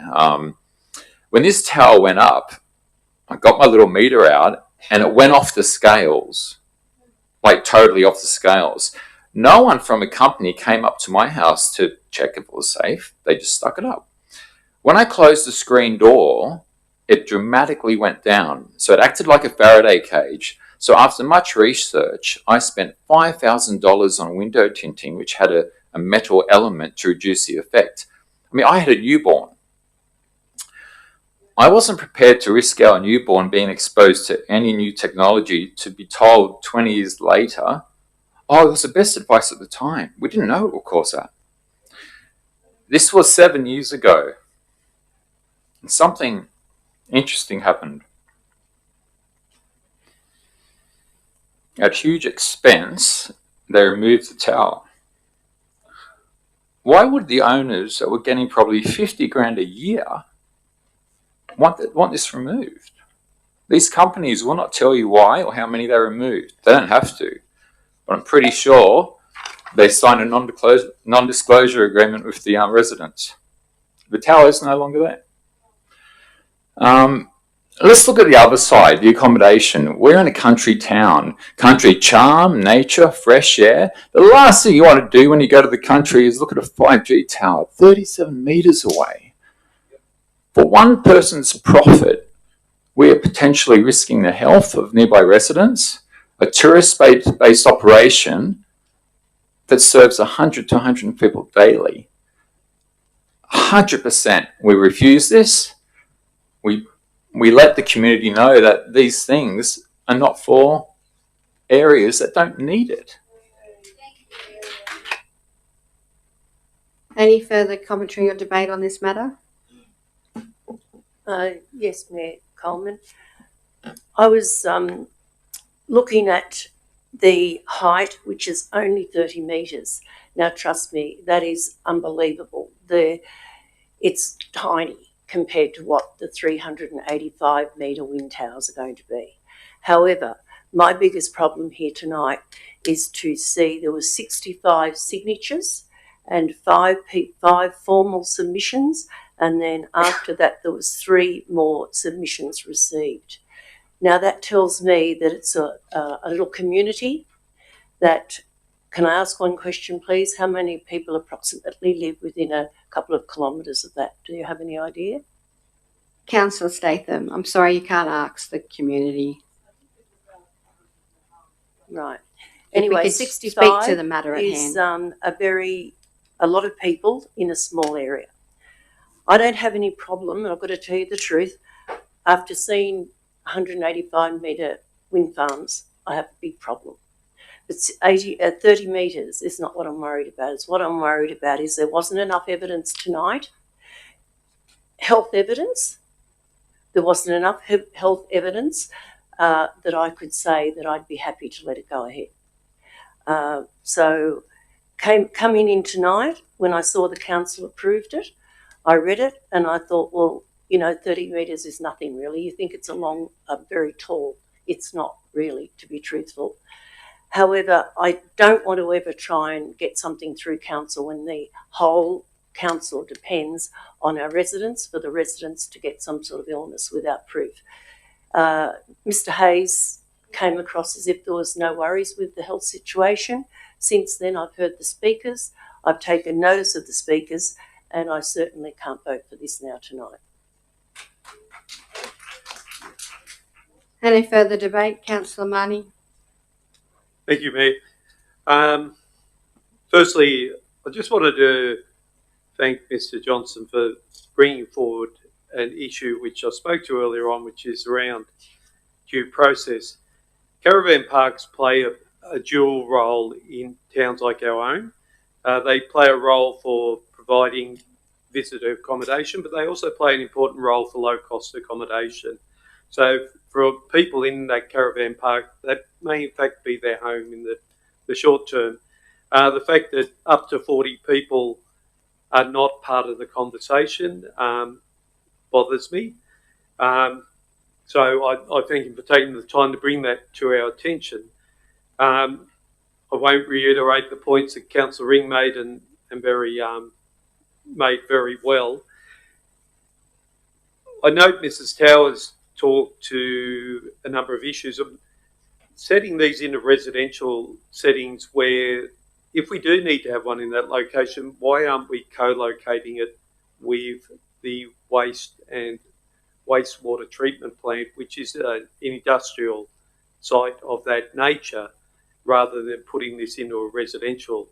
And Councillor Ring quite rightly pointed out, if this is approved, this is what will drop into the residential landscape as we go along the railway line, which people up in Oakey Park have expressed concern about this potential. We need to have a plan if there is black spots. I tend to find most of the black spots, I know them by the meterage in the Hartley Valley and up on Clarence. They're the places that are short on coverage. But so I'm also not convinced, given that the precinct is a heritage precinct. We've got the old rail viaduct, this sort of structure appearing in the background of photographs potentially. I just don't. It's again. I know this line's gone out there many occasions, but it's wrong project, a right project for the wrong location. Again, it's better suited into a landscape that's more suited. So, given its density of residential properties in this location, including the caravan park, I won't be supporting this either. Thank you, Councillor Marnie. Any further commentary? Just a few. Oh, Councillor Goodwin. Yeah, Mayor Coleman, I'm actually not opposed to the tower here in Lithgow. Lithgow needs to move ahead with the times and with new technology. This will provide increased speed, lower latency, enhanced capacity, reliability, economic growth, advanced applications, enhanced video capabilities, better connectivity in remote areas. It's for these reasons I'm not opposing this development. There are concerns about health impacts of 5G towers. Scientific consensus, I've had a look on the internet, basically states they're within the safety limits that are established health organisations. I do agree that research is essential to fully understand the long-term effects on 5G, but you can buy EMF blockers that block the EMF. I'm not concerned with this proposal, so I'll be voting for it.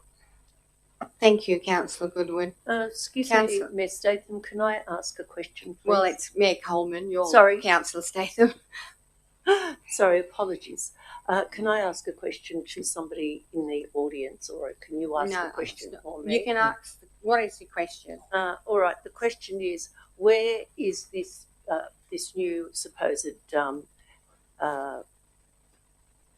tower? Who is that going to supply? Well, actually, the director, Elwood, can actually respond to that. So, sorry, can I just work through process? So, I actually get the director, Elwood, if you could respond to Councillor Statham.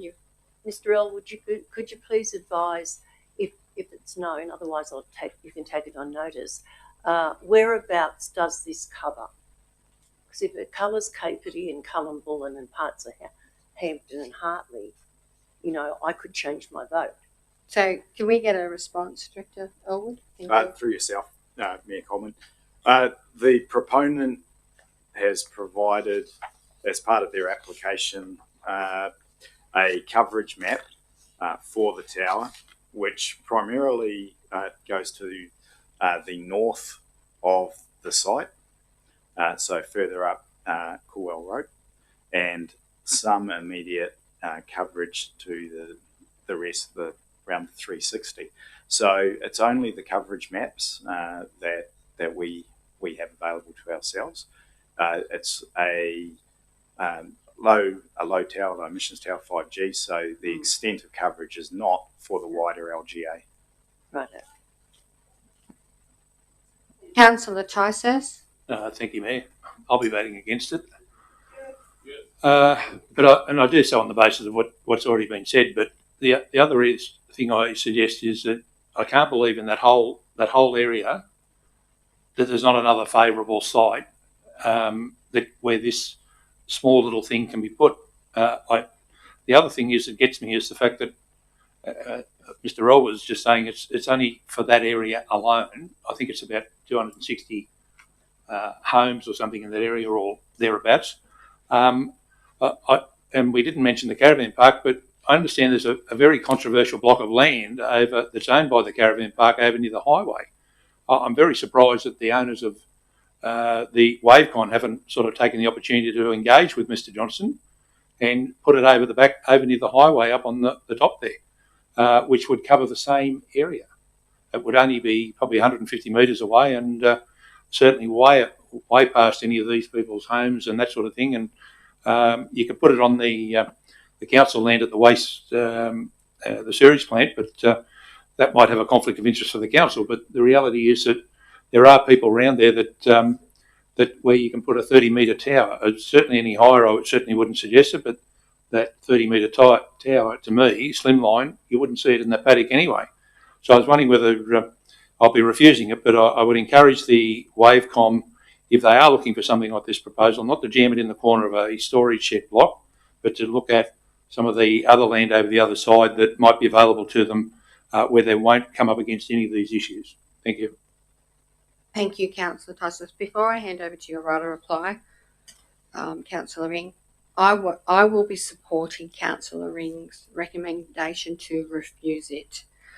Yes. And the reason I am going to support Councillor Ring is I actually was the councillor that actually called this in.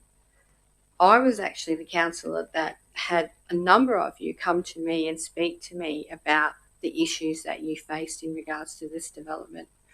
I just want to touch on what Councillor Tysus said in regards to the company working with council. We have an opportunity here where they can actually work directly with us so that we can actually find land, we can actually support them in a proposal, perhaps land that would be better suited.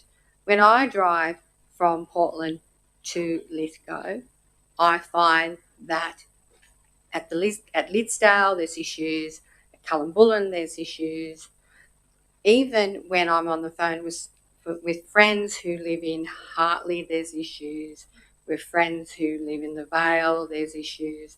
They drop out there, which is on the edge of the CBD. That's where we need to be focused on where these towers need to be. I've had my say.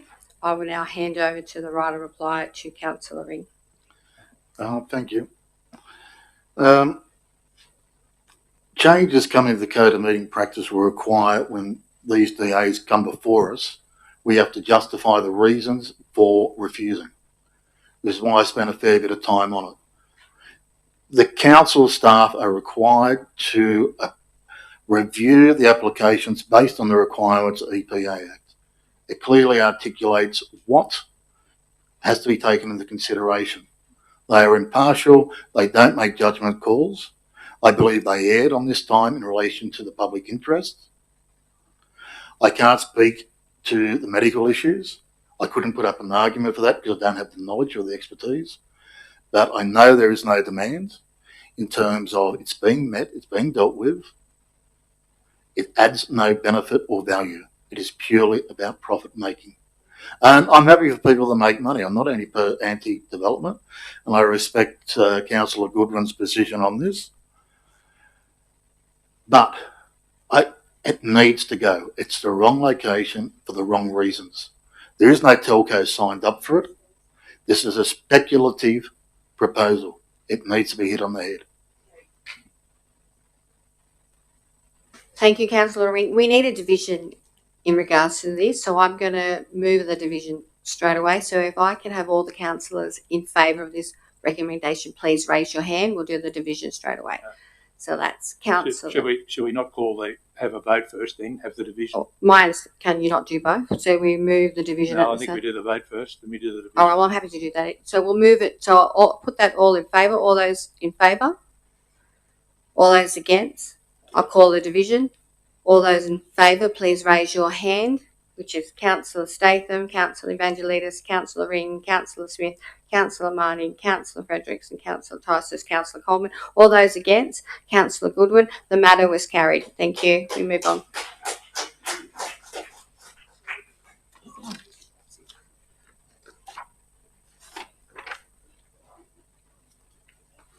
Matt Coleman, would we be able to take a 10-minute break just while everyone starts to go out? Yeah, would you like to move that? Yep. 10-minute break. Councillor Fredericks, is moving a 10-minute break, and Councillor Marnie is seconding that. Is no opposition? That's carried. Come back in 10 minutes. Thank you.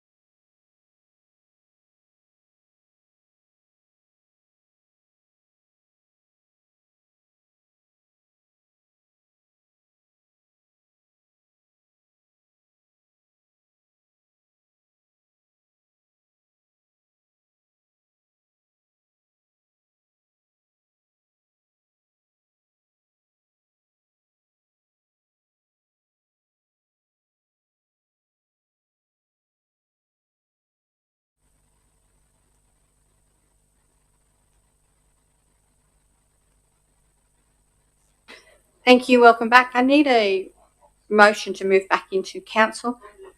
Councillor Statham, Councillor Fredericks. Is any opposition? No. Good. Carried. We're up to 2.6 road tender. Yes, Sodwell, Magpie Hollow road tender. I'd like to move that with an amendment, please. Yes. What would you like to move, Councillor Ring? Believe Trinity's got it. I'll read it out. Point 1. In accordance with clause 1781B of the Local Government General Regulation 2021, Council declines to accept any of the tender submissions for road repair works on Sodwells and Magpie Hollow roads, tender number TEN 13/25. 2. In accordance with clause 1783E of the Local Government General Regulation 2021, enter into negotiations with all 4 conforming tenders to confirm tendered pricing. 3. Authorise the General Manager to approve the outcome of the negotiations and execute a contract of the highest ranked tenderer with the details reported to the next Infrastructure Committee. Thank you, Councillor Ring. Do you have a seconder? Councillor Marnie? Councillor Ring? Okay. Originally on this item, when I read the paper, I noticed there was no recommendation on a preferred tenderer. I sent off an email asking, is this a clerical error? And many conversations later, there are probity issues apparently with the way we've been doing it, and it's been upsetting tenderers because what the administration put forward is only a recommendation. And some of those issues need to be worked forward. I think we're going to be dealing with them in the Finance Committee. I read the attached confidential report and made the assumption on a specific tenderer. I sent that through. I discussed it with Director Edgecombe. And if I can there, rather than me clumsily try and explain it, I'll ask Director Edgecombe to use his voice. Well, I could have said Big Boy's voice, but he can use his voice and tell us what the issues are and why we need to get this done. Before I answer, I'd just like to say this is a critical piece of infrastructure. It's time constraint. We need to get it done ASAP, which is why the recommendation is for the GM to actually make the final decision. Director Edgecombe, could you please answer those questions? Let me get really close to the microphone. Thank you, Old Man. So yes, Councillor Ring is correct. It's absolutely vital that we prioritise the repair of these roads. Over the last 6 to 9 months, many in the community would have witnessed our pavement testing, our new program of pavement testing rolling around the LGA, both by falling weight deflectometer, a non-invasive method of pavement testing, but also geotech drilling and test pits, so an invasive methodology. What we're finding, unfortunately, is that the majority of our roads are built on the material that was won from that location. Conventionally, roads are built with a layer of gravel pavement, generally between 150 and 250 mil thick, depending on the location and the amount of traffic. But Sodwells Road, for example, has been built on about 700 millimetres of sand. You can imagine what happens when sand becomes saturated and then dries. It expands and contracts and results in significant deformation and failure of the pavements. It's offered some pavement strength and strength of the overlying bitumen seal over its life, but with the 2 or 3 years of solid rain that we had, as soon as that pavement became saturated, it suffered structural failure. That is what's occurring, we're finding, across the LGA. Roads have been built by material won in that location. It was a cost-effective measure at the time, but they're not standing the test of time. So that's informing our renewal strategies, which we're feeding that information back through the Infrastructure Committee. But While it is a scary position to be in, it does result in increased cost of reconstruction. It's knowledge that this council's never had before, so it means that we're able to react. And when we define our interventions and when we design our rehabilitation treatments, we're able to bring that information to the fore and respond accordingly. So ultimately, it will result in better treatments and better design outcomes and better solutions for our roads. So while this is one tender response, very soon we will be coming to the community with a 6-year strategy to renew our road network. There will be some that aren't happy with the results. However, it will see the majority of our road network either reconstructed or renewed over that period.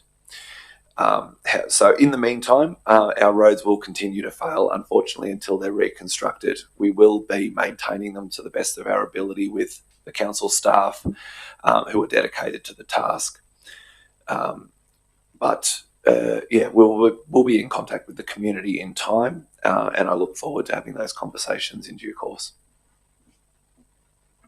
Thank you, Director Edgecombe. Are you continuing on, Councillor Ring? Are you happy with that? No, I'm happy with that. Okay. Councillor Marnie? Okay. Is there any further debate on this matter? No? Okay. Do you want to write a reply? You don't? No, put it, please. You happy? Okay. All right. I'll put that to you. All those in favour? All those against? Declare that carried. Thank you. 3.1 was moved by exception. 3.2, any motions, councillors? Thank you, Councillor Ring. Do we have a second? Yeah. Councillor Marnie. Councillor Ring? The Infrastructure Committee, there's alternates between water, waste and sewerage, and between roads, built environment and parks and gardens. This has actually worked quite well because we go from 2 to anything up to 3 hours with rather intense discussion looking on strategic positions moving forward. Waste management, the minutes of this particular meeting relate to water and waste. Waste management is highly regulated by the government. Compliance and management is expensive, with the cost borne by ratepayers and users. In managing waste, council has to ensure that it is working within budget constraints and maximises commercial returns where it can to reduce cost to ratepayers. At this meeting, we discussed at length the Resource Recovery Centre, which resulted in the councillor site inspection and subsequently the NOM by Councillor Marnie, which will be discussed later in the meeting. I'd like to briefly just touch on some aspects of that discussion. Firstly, clothing not taken by users is offered to local charities, inclusive of one that ships clothing to Africa. No clothing or textiles are sent to landfill unless they are that bad a condition they cannot be used, at least for rags. Access restrictions were implemented for safety reasons, as some people were staying all day, and in some instances removing material from people's vehicles as they were unloading it. In one instance, and at least one instance, this occurred to a family that were bringing in items from a deceased estate from a family member, which caused them quite a bit of distress. We've also advised at this meeting and on the site visit that reasonable lounges had been made non-functional because people had come in and taken perfectly good cushions to be used as pet beds. So if you can't use it, there's only one place it goes, and that is in the landfill, unfortunately. So there has been tightening up to meet some of these needs. Several options were discussed to improve the operation of the reuse shed, and it was resolved that the waste and recycling manager to come back with a report on potential resource recovery pathways and options for the reuse shed. That was the main thrust of that meeting. Thank you. Thank you, Councillor Ring. Councillor Marnie? I won't speak too much towards this because there is a notice of motion coming in, so I'll set aside the waste. But I will make the observation that another chemical of concern in our system is PFAS. It was interesting that PFAS is being found in our sewage system, but not our drinking water system. So it's interesting when we look at the roots of PFAS, it appears to suggest that there's an input happening in the urban landscape. So that's it's an interesting challenge going forward. There has been the other thing. There has been comments on an event that was going to run, which was Ward Night 25, and a suggestion that council maybe skip past that. I'm not sure what the intention is there, but yeah. But I'll talk to the reuse shed in a little bit more detail, or the landfill in the notice of motion. So I won't repeat myself through both of those. Thank you, Councillor Munn. Any further debate on the minutes? Don't need right of reply, Councillor Ring. No, just put it, please. I'll put that to you. All those in favour? All those against, declare them carried. Thank you, councillors. We move on to 3.3, the Emerging Economy Committee meeting minutes.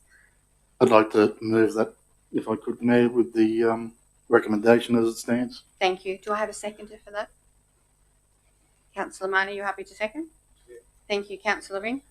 First, I'd like to congratulate the administration on securing the 2026 Sustainable Economic Growth Regional Australian SEGRA Foundation Conference, with the theme being Regional Economic Development.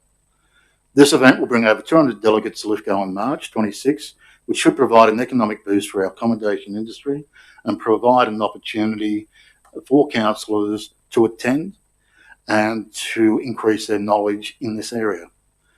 Second item I'd like to highlight for the community is item 2, Leap Action Plan Refresh. Current version represents direct input from councillors and is the first step to developing a roadmap for our future. It's also the first time councillors have had direct input with this. The transformation of our economy will not be easy, and there isn't a single quick fix. Councillors are aware of community and business concerns with the LEAP program, and we are taking a more proactive role in setting the strategic direction and budget allocations moving forward. And we continue to have monthly meetings, and a hell of a lot gets discussed. Thank you. Thank you, Councillor Ring. Councillor Marnie. Briefly, just to reiterate what Councillor Ring's spoken in regard to the SEGRA conference, these are part of the visitor economy. They might be visiting for a business reason, but I would like to see, and I'm sure many of the other councillors have considered this or spoken to this in the past, is where's our place in the conference and training circuit, given that we're sitting right on the cusp of the greater Sydney metropolitan and facing out into the western regions of New South Wales. So venues like the Union Theatre, and I know Councillor Evangelides has spoken about how do we monetise that venue, and Councillor Staphen's done stuff with that as well. It has to be occupied as much as we can. We've also got the Workers Club and Club Lithgow, and who knows if someone actually buys the old Royal Theatre and turns it into a setting where people might come to meet or be entertained. But so I think that's a great outcome. The other one I do want to see some resolution is around the Charles Hoskins building. I don't think using it as a singular income stream is necessarily the best use of what historically has been an education, engagement and innovation space. I'm quite supportive of any hybrid options that might see staff housed there, but I'd like to see some interface into the community. And the other notice of motion I'm bringing is actually coming from a forum that was held there by the Transformation Hub in regard to drought management. And we need to make sure we've still got that interface into the community. So I'll leave it at that, but and I'm happy to. Thank you. Any further commentary? Happy to put? Okay, I'll put that to you. All those in favour? All those against? Declare that carried. We're now up to 3.4, the TALC minutes, which were on the 2nd of October 2025. Do I have a mover? Yep, I'll move. Oh, Councillor Ring, and Councillor Fredericks is happy to second those. Councillor Ring, you'd like to speak to those? At this meeting, we discussed at length safety issues with footpath at Hassan Street behind St. Pat's School. Larger cars parking this area are encroaching on the footpath and decreasing the width of the path for wheelchair users. Council staff will be preparing a business case to install 21 wheel stops and to change the signage to state rear of the curb. State rear of the curb. Once the car's parked there, they're going over the footpath. It significantly reduces the width for wheelchairs. The footpath on the other side of the road is not fit for purpose. It's fine if you're mobile. If you're in a wheelchair or have any mobility issues, it's all over the place. So I think the sooner we can get this done, the better. Thank you. Thank you, Councillor Ring. Councillor Fredericks? Yeah, I fully agree with that. Also during that meeting, we did speak about parking in Short Street, from what I brought up earlier in the year. Unfortunately, we've had some people on Facebook complaining about being fined. It is coming back to the next TELC meeting. They did the test to see how the traffic on it.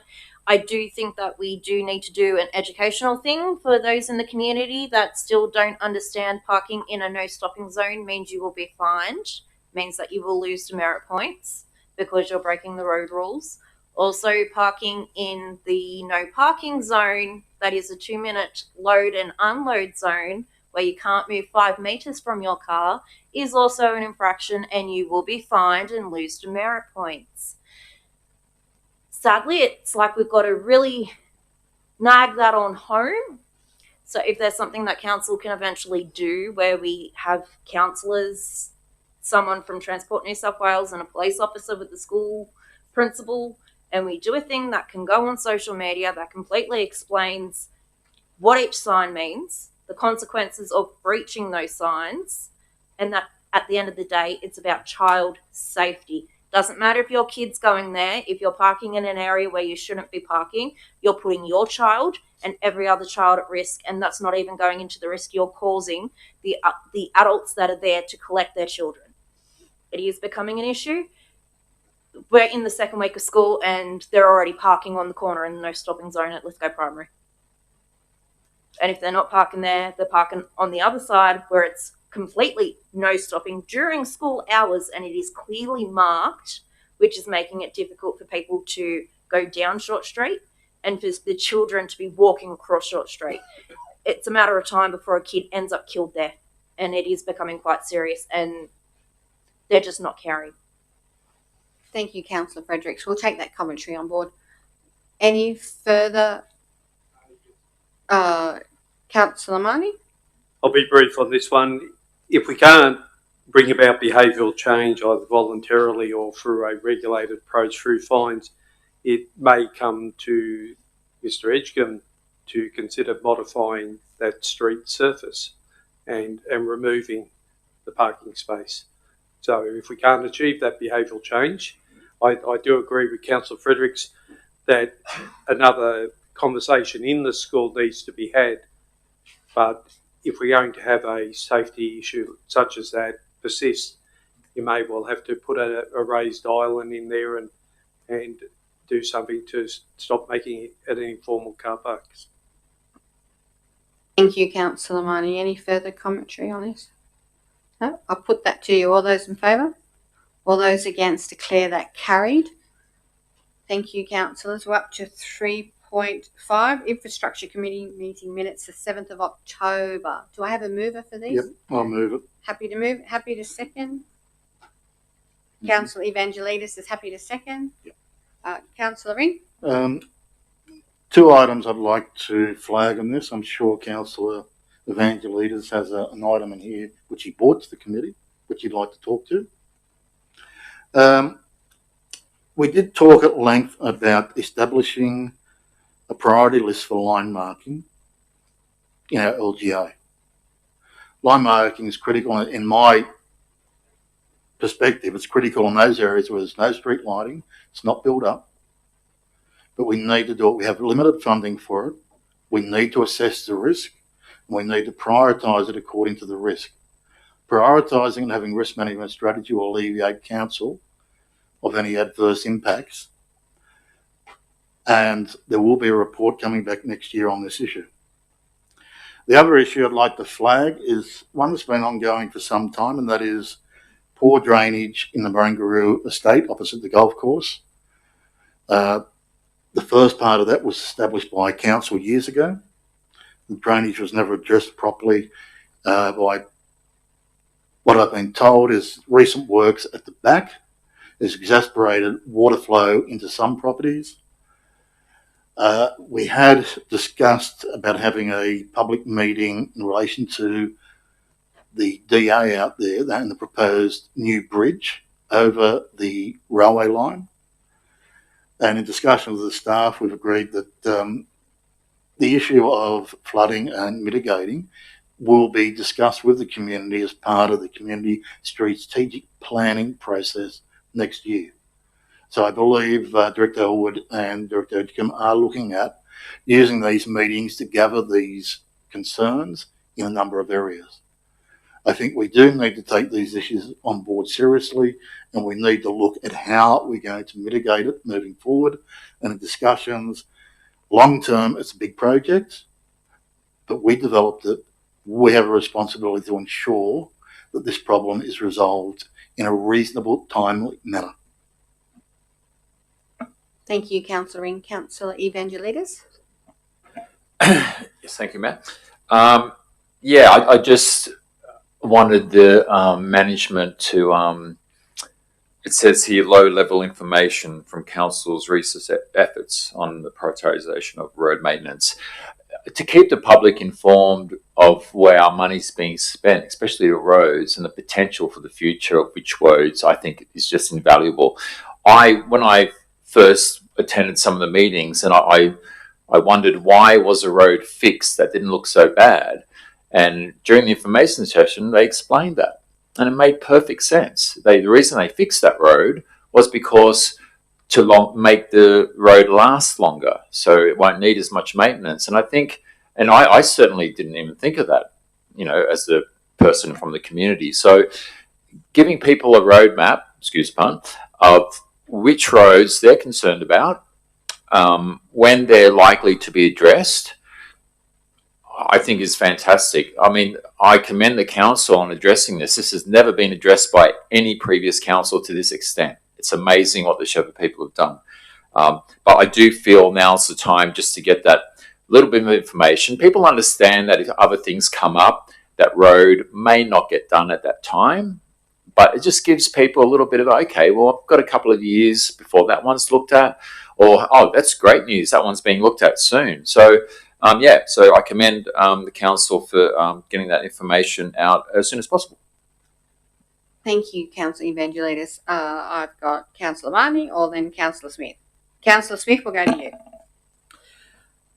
In the general business of this infrastructure meeting, there was a mention of a survey being done on, I think it was Magpie Hollow and Sir Thomas Mitchell Drive.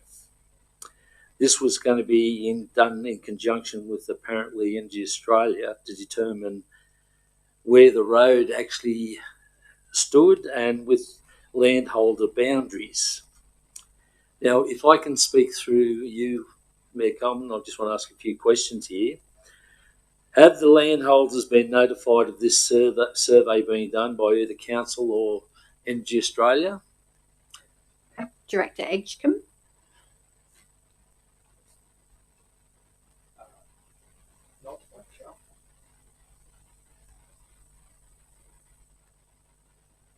Sorry, not by council, but I can't speak for Energy Australia. Okay, righto. Second question. Has there been a survey done on this road previously, on these roads previously? Not by council, but I can't speak for Energy Australia. Councillor Smith?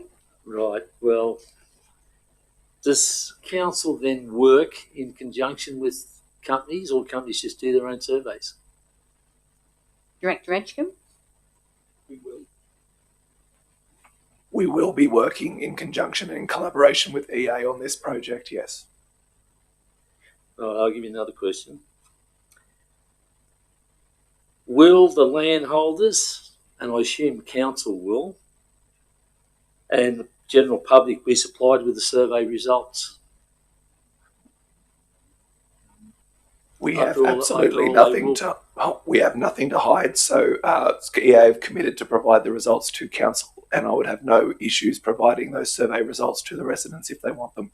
Because after all, they are going to work out landholders' boundaries on those roads. We've done it before and we'll do it again for sure.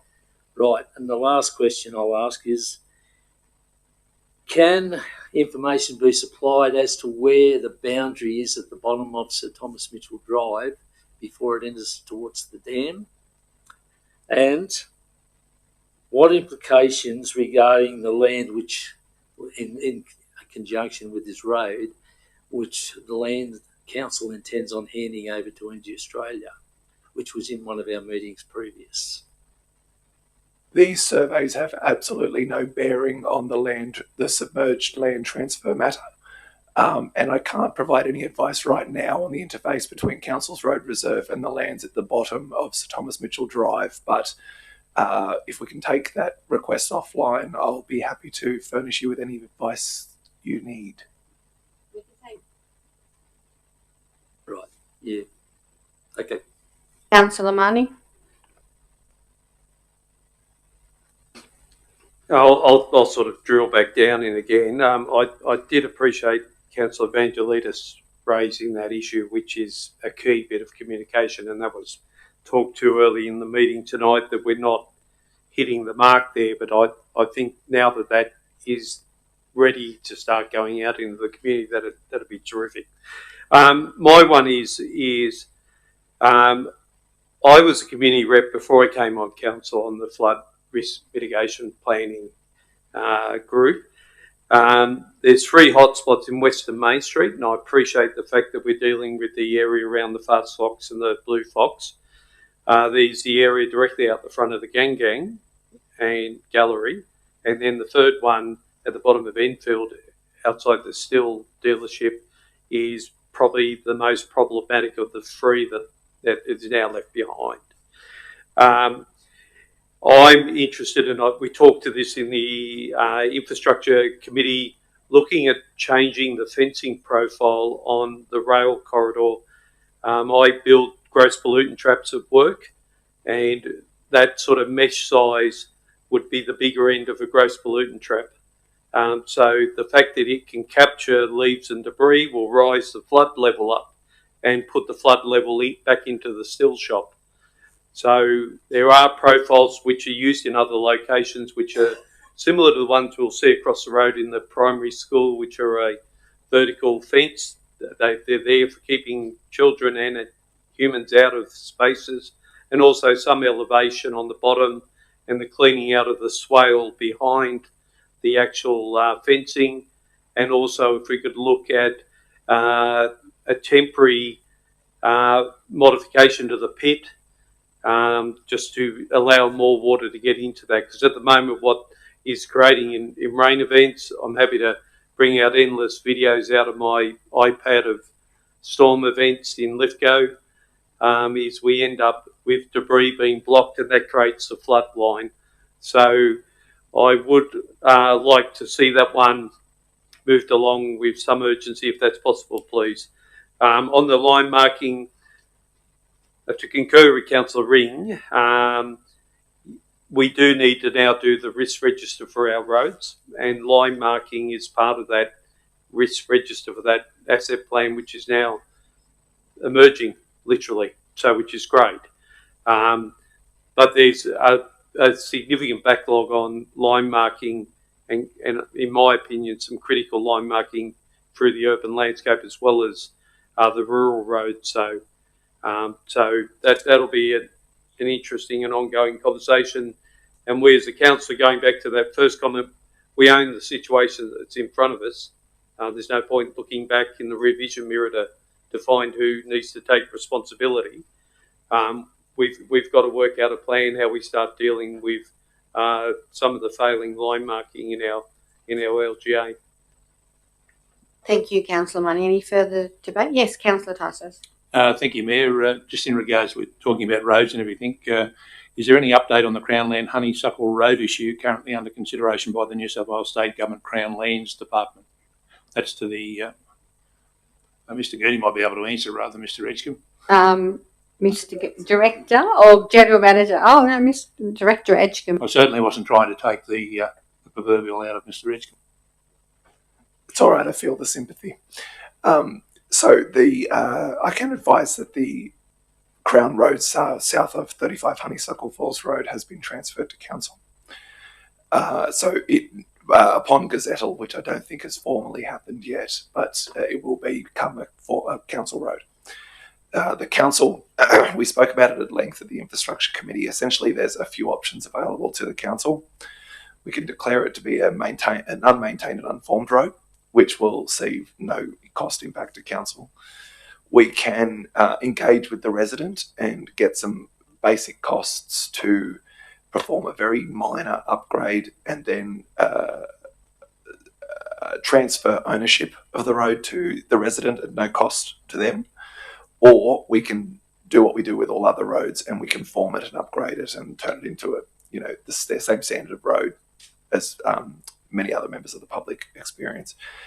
I've spoken with the resident already, and she's happy with what the committee tentatively endorsed. However, we need to get legal advice on the process of transferring ownership to the resident. So the matter's ongoing. It looks like we'll be able to reach an outcome that's both good for the council and the resident, and that's a best case scenario. So I'll continue to keep the council advised of progress when we receive the legal advice and when I have further discussion with the resident themselves. Thank you. I've got a second question. Yes, Mr. Edgecombe spoke about it in the previous infrastructure minutes, and Mayor, I understand that the council administration has recently put together a new financial proposal for council to urgently consider and approve. The council seeking a loan and borrowing of $20 million payable back over 6 years to complete urgent major works to our failing road asset network across the local government area. Can I ask if it is expected that this $20 million loan borrowing proposal will be coming before this council, the council's ratepayers and residents, at the next and final 2025 Lithgow City Council meeting on the 1st of December? I can answer that it will be definitely coming towards in front of council. No decision is ever made in an infrastructure committee meeting. It's not a body that makes decisions. It's only the time frame. But so I can get the time frame. So actually, Direct Edgecombe is saying December. So that's the next meeting, Councillor Tysos. All right. Any further commentary? I just want to make a comment in regards to the infrastructure committee meeting minutes. I note in the minutes that it actually addressed the Main Street oversealing the Main Street, the rest of it, which was actually an issue that was raised by Councillor Fredericks at the last council meeting in urgent business. Actually was addressed at that meeting. Do we have an update in regards to that particular item? That'd be great. So we've got some draft correspondence which is going to be sent to all business owners on the Main Street very soon. However, I can advise that the type of treatment has been selected.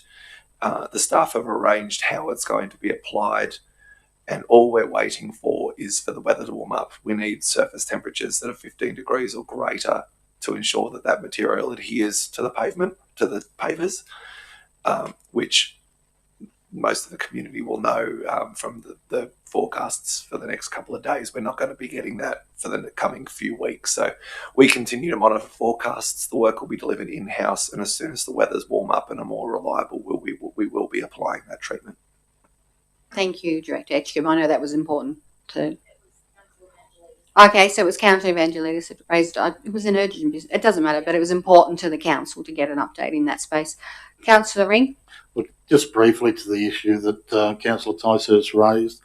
Last week on the 22nd, we had a combined Finance Infrastructure Committee meeting, which only had 3 items on it, one of which was the long-term strategy for managing our backlog of road maintenance on our sealed roads. That did include a discussion on a $20 million loan. It wasn't a decision-making forum.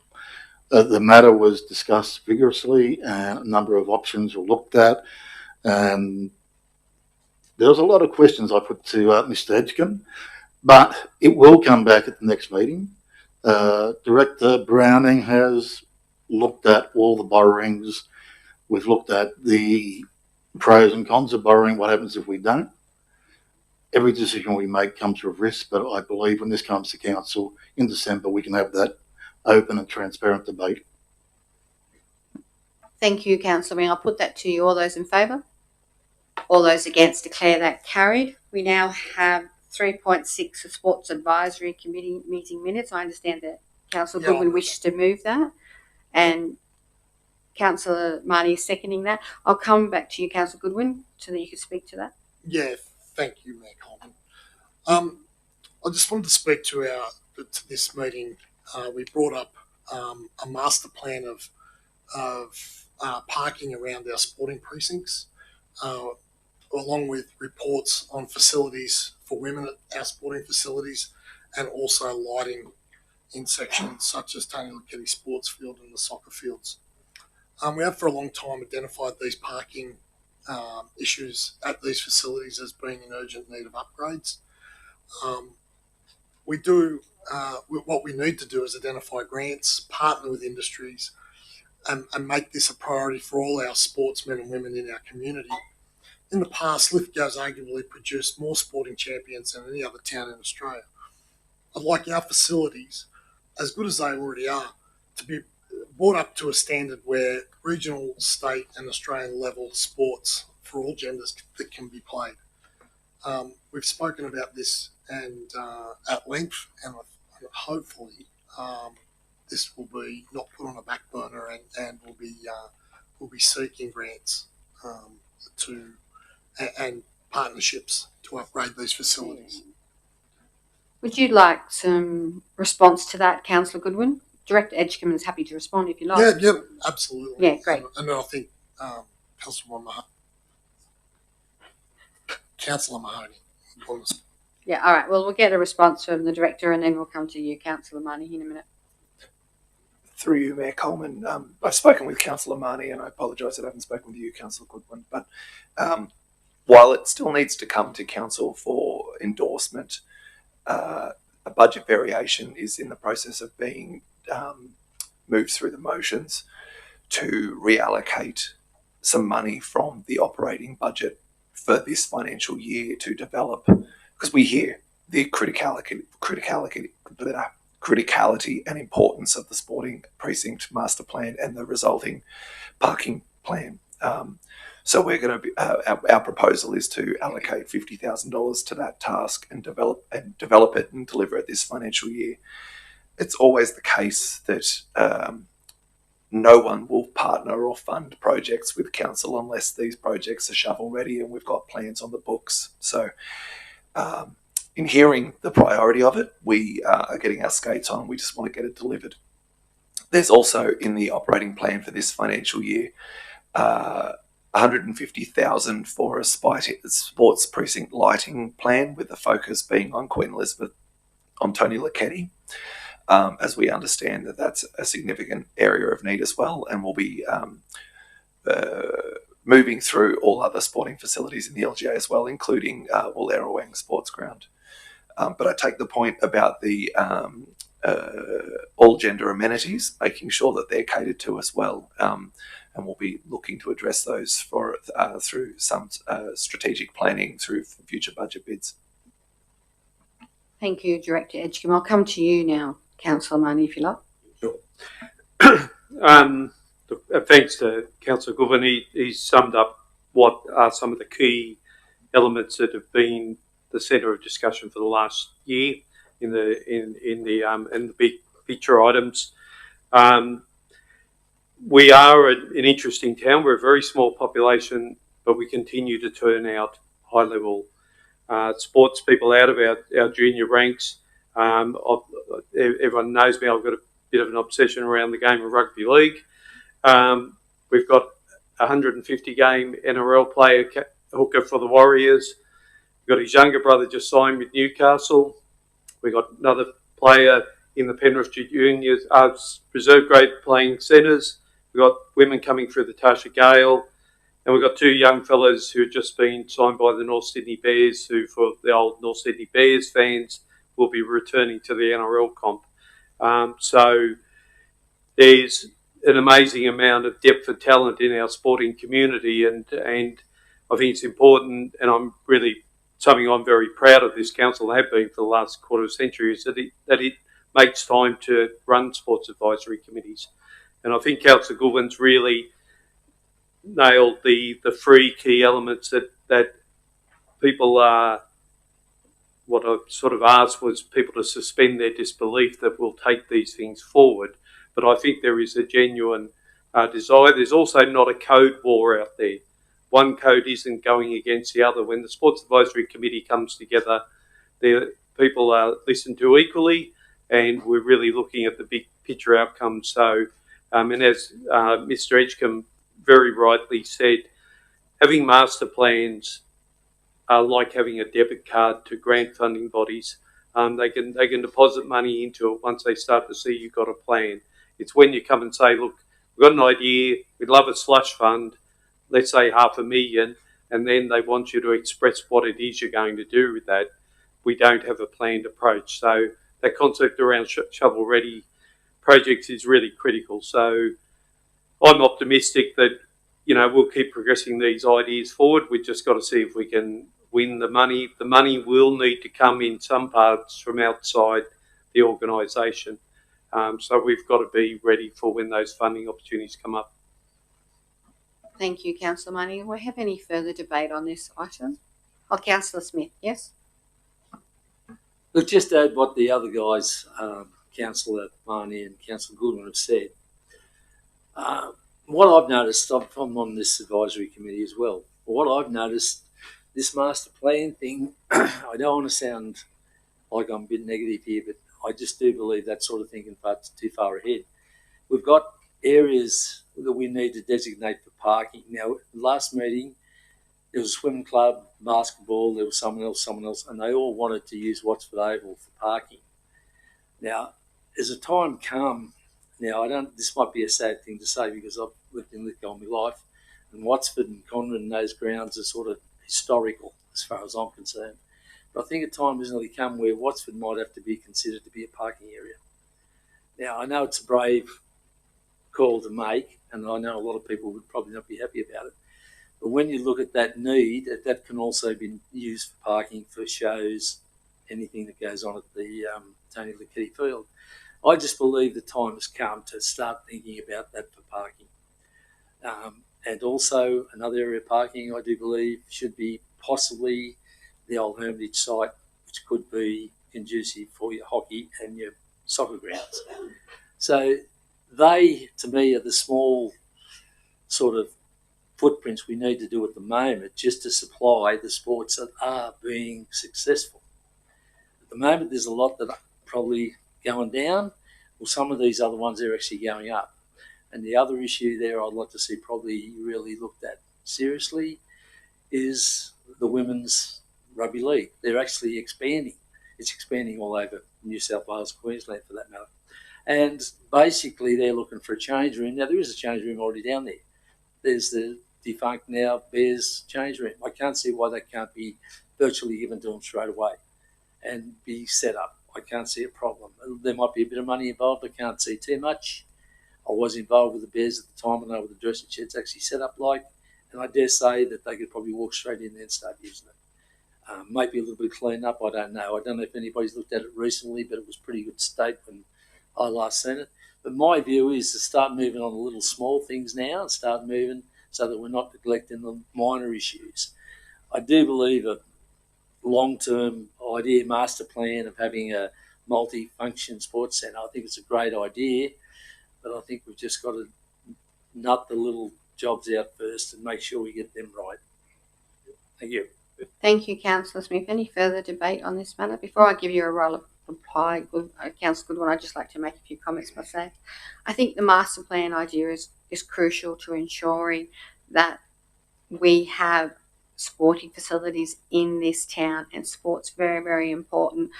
And committees are very important. I want to thank the councillors who contribute to not only this committee but other committees, because it is actually the nuts and bolts of council, and a lot of work goes into those committees by the staff and by the councillors and by the community that actually attend, and they're very well valued. What I'd like to see is a master traffic plan in this space that all sporting bodies could use. So Do we have one? That's fantastic if that's the case. It's in the process. It's in the process? Yeah, it's already final draft. That's fantastic. So we've got final draft form. That's really good because that is overdue and I'd really like to see that come forward as soon as possible. Thank you. I'll hand over to Councillor Goodwin for your right of reply. Yeah, just really quickly, doing this properly will improve the economic development of our town. Having regional, state and Australian events in Lithgow over weekends, Lithgow, Wang and Portland, over weekends or multiple weekends throughout the year will drive our economy through the roof. Every weekend, if we have a regional basketball tournament or a regional hockey tournament, they're there from Friday till Sunday night. And there's hundreds of people that come and book out our accommodations, our Airbnbs. They go out, they buy petrol, they buy food, they go up to the clubs. I just can't see why. I can't see why, but I think that we can by delivering this as quick as we can, it'll just improve all our economic targets. Thank you, Councillor Goodwin. I'll put that to you. All those in favour? All those against, declare that carried. Thank you. We move on to the next item, which is questions with notice 4.1. Councillor Tysus, Lithgow Greyhound Racing Track. I note that your question has been answered, Councillor Tysus. Do you have any questions regarding that? No, I've got nothing further. Thank you. I have a question on that item, if I could, for use of the administration. Absolutely. I'd just like clarity on who owns the land and what council's involvement with this grant and or project is. Okay, thank you. Can you answer those, Director Elwood? Through yourself, Mayor Coleman. The land is privately owned. It's not owned by council. Thank you. What's our involvement with the grant or anything? Do we have any involvement? If works that are proposed by an applicant or the landowner trigger development application requirements, then council will manage the development application process. Thank you. Thank you. It is important to note that the Mr. Tarek Barat, who This is a question on notice. I'm sorry. Would you have a question in Yes, regards I to do. this? Right. Yes. And your question is, Councillor? when was the latest report you had on the greyhound track in Lithgow? Director Elwood, do we have any? When was the latest report when you had when was the latest date when you had a report on the greyhound track in Lithgow? Have we received a report? We haven't received a report. Well, how did Councillor... It's in the Hansard, which is State Parliament. Oh, good. All right. Yeah. Yes, good. It was State Parliament. Hansard. Yeah. The report indicates they've got the grant, so nearly $7 million. So it's going to go ahead. Mathis won't be going ahead, and Orange is on. It's in Hansard, which is State Parliamentary minutes. Thank you. Okay, thank you. 4.2, question on notice, farmland ratings. Councillor Tysus, this is for you. Thank you for the report. Thank you. You're right. Thank you. Okay. Yes, excellent. thank you. I thank the director for the comprehensive report. Thank you. Thank you. No questions on that. 4.3, Councillor Tysus, question on notice, financial grants for New South Wales councils for employing apprenticeship and trainees. You've got that there. Is there any questions? Yeah, thank you. Nothing further. Nothing further. Thank you. Okay. Councillor Smith, you've got a question on notice regarding walking trail on Old Skip Road, Cullen-Bullen. That's a question on notice that's been responded to. Are you happy with your response? Yes, I think that pretty well covers it. Just negotiate with the guys out there. I think they'll be happy to hear that. Okay, thank you. All right. That's moved on. We've got 5.1, notice of motion. Councillor Evangelidis, removal of fluoride. Councillor Evangelidis, over to you. Do you have a seconder? Seconder, anybody? I'm happy to second for the purpose of debate. I think it's important. Thank you, Anne. A recent poll I conducted on the Lithgow 2790 page showed the following numbers on the topic of fluoride. I posed the question, should we remove fluoride from our water supply? 1,053 votes were cast. 365 for the removal of fluoride, 360 for keeping fluoride. Other options were removing heavy metals, 211 votes, 100 to remove chlorine, and 17 for I just want water to taste like real water. So let's call it an even split between those that want fluoride and those that don't. Considering Council's own polling for the SRV was based on just 160 respondents, I might suggest that this poll of over 1,000 should not be ignored or taken lightly. I'm the poster boy for fluoride. First introduced in Sydney in 1968, the year I was born. I was brought up on fluoride, and remember, we didn't touch bottled water until the mid-80s. I think Evian first appeared on the shelves in 1985. So every drop of water I had fluoride in it. Yet somehow I had a mouthful of fillings and a missing tooth by the time I left school. We even had an in-house dentist at my primary school, and we were forced to visit twice a year. Back then, they'd put a machine on your mouth and churn the fluoride around your teeth for 20 minutes. I'll never forget that. What happened? Why didn't fluoride save my teeth? Or was it my love of paddle pops, Coke, and junk food? Studies in the support of fluoride in low-income areas, and this includes a study done in Lithgow, failed to ignore this gleaming fact that low-income areas eat more crap. They have poorer diets. The Weston A. Price Foundation in the US has done studies on dental decay and found that nutritional deficiencies cause decay, not having no fluoride in the water. My generation were the ones that were truly conned by business. Everything from being congratulated for using margarine, being told eggs were bad, even avocados, I remember, were a no-no, and not to mention eating jelly sweets that don't make you put on weight because they've got no fat. Is fluoride just another thing they got wrong and we just accepted it and until we realized later? We are currently in later. Let's look at the rest of the world. With countries that use fluoride the most, so the United States, Ireland, Australia, New Zealand, Singapore, Brazil, not one of these countries is in the top 10 having the world's healthiest teeth, as noted by WHO. In the top 10, however, there are countries like Sweden, Uruguay, Cuba, El Salvador, Costa Rica, Albania, Norway, Colombia, Qatar.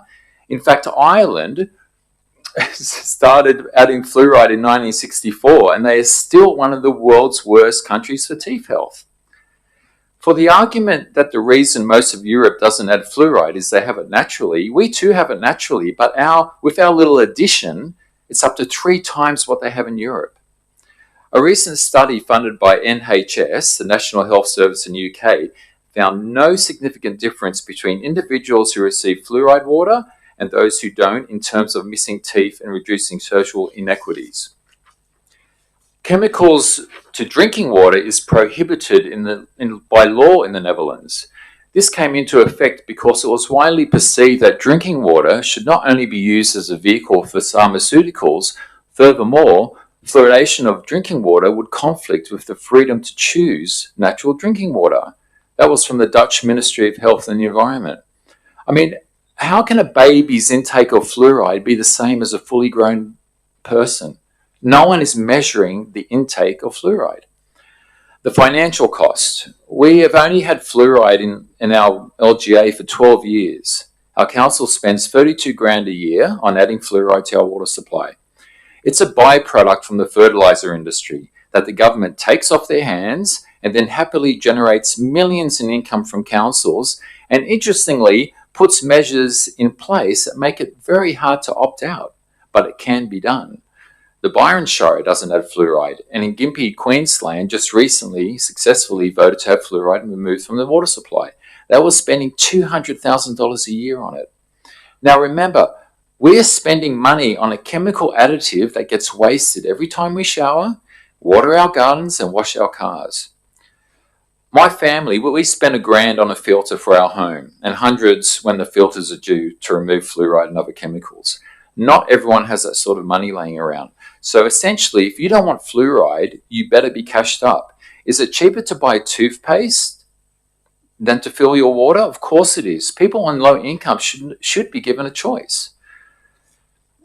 Let's just forget teeth for a second.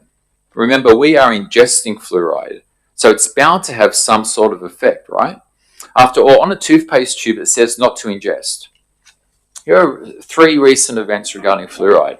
In 2003, the US National Toxicology Program conducted a 7-year systematic review on fluoride's neurotoxicity. It was the most comprehensive study yet conducted. The report found that 52 of 55 studies found lower IQ with higher fluoride exposure.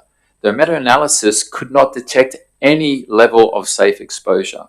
April 26, 2024, a report authored by the US National Research Council, published by a team of Harvard scientists, and a comprehensive monograph and meta-analysis on fluoride's neurotoxicity, authored by the US Toxicology Program, the NTP, have raised red flags about the potential for low levels of fluoride, this is low levels of fluoride, to harm brain development in some members of the community.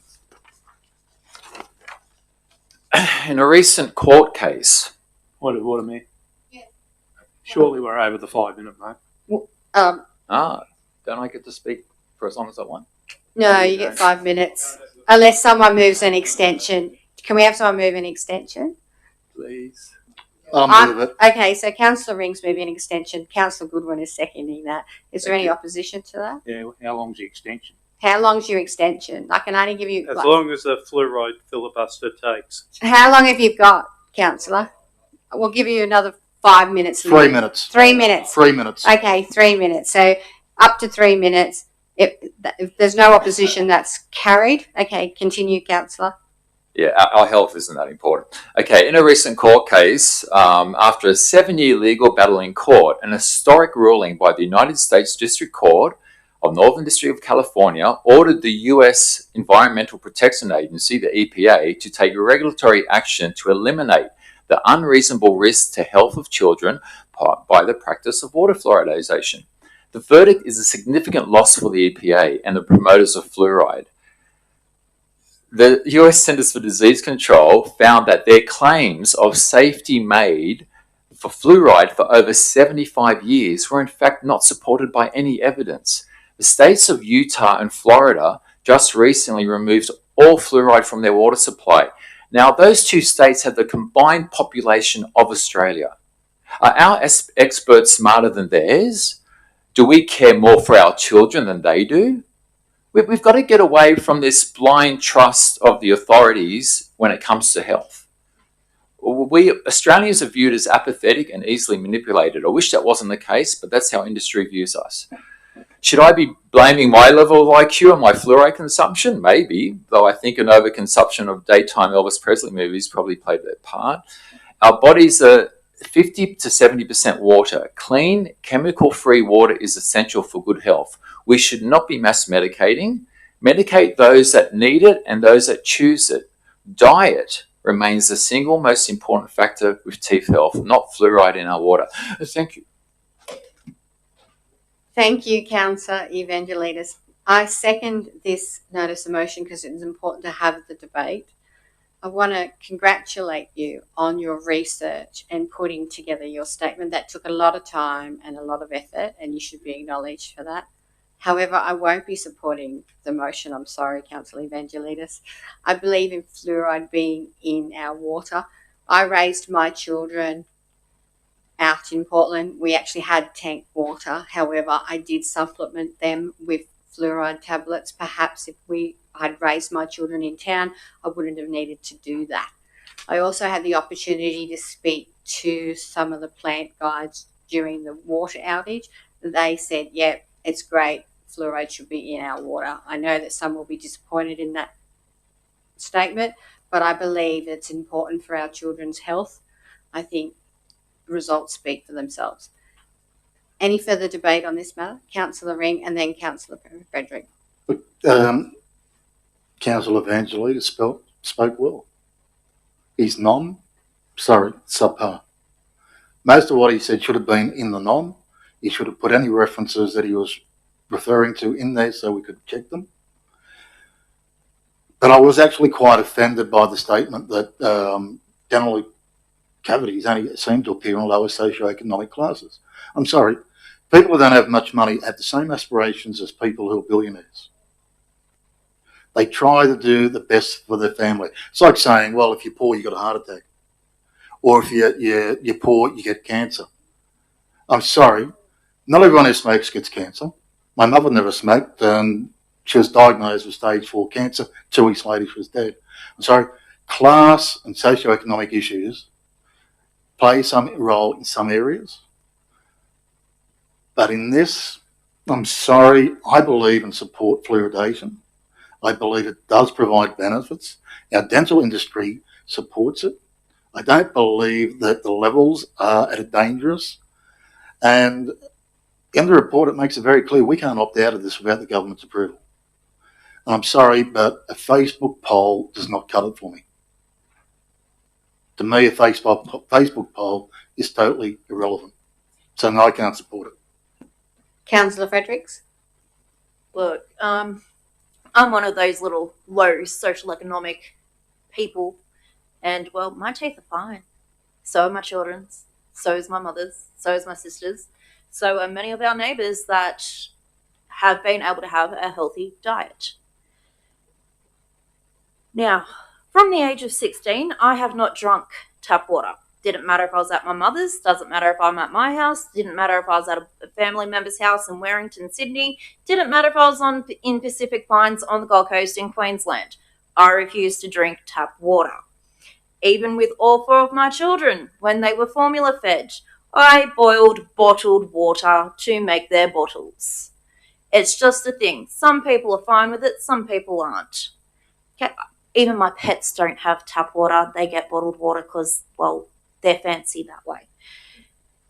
It comes down to personal choice. If you don't want to drink fluoride water, buy bottled water. Get a filter on your tap. We are legally not allowed to remove it. It's just as simple as that. Maybe if people are so serious about removing fluoride, they can take it up with the state and federal governments and get them to overturn legislation. But as it sits, we got to suck it up and keep it. Further commentary? Councillor Statham? Yes, thank you. I went through school at Meadow Flat, and of course there was the big fluoride situation just starting to occur. I also have 2 very good friends as dentists. This was brought to council by a man called David Jones several years ago now, possibly in the first 4 years of my term of council, and he brought along about 5 people to support him.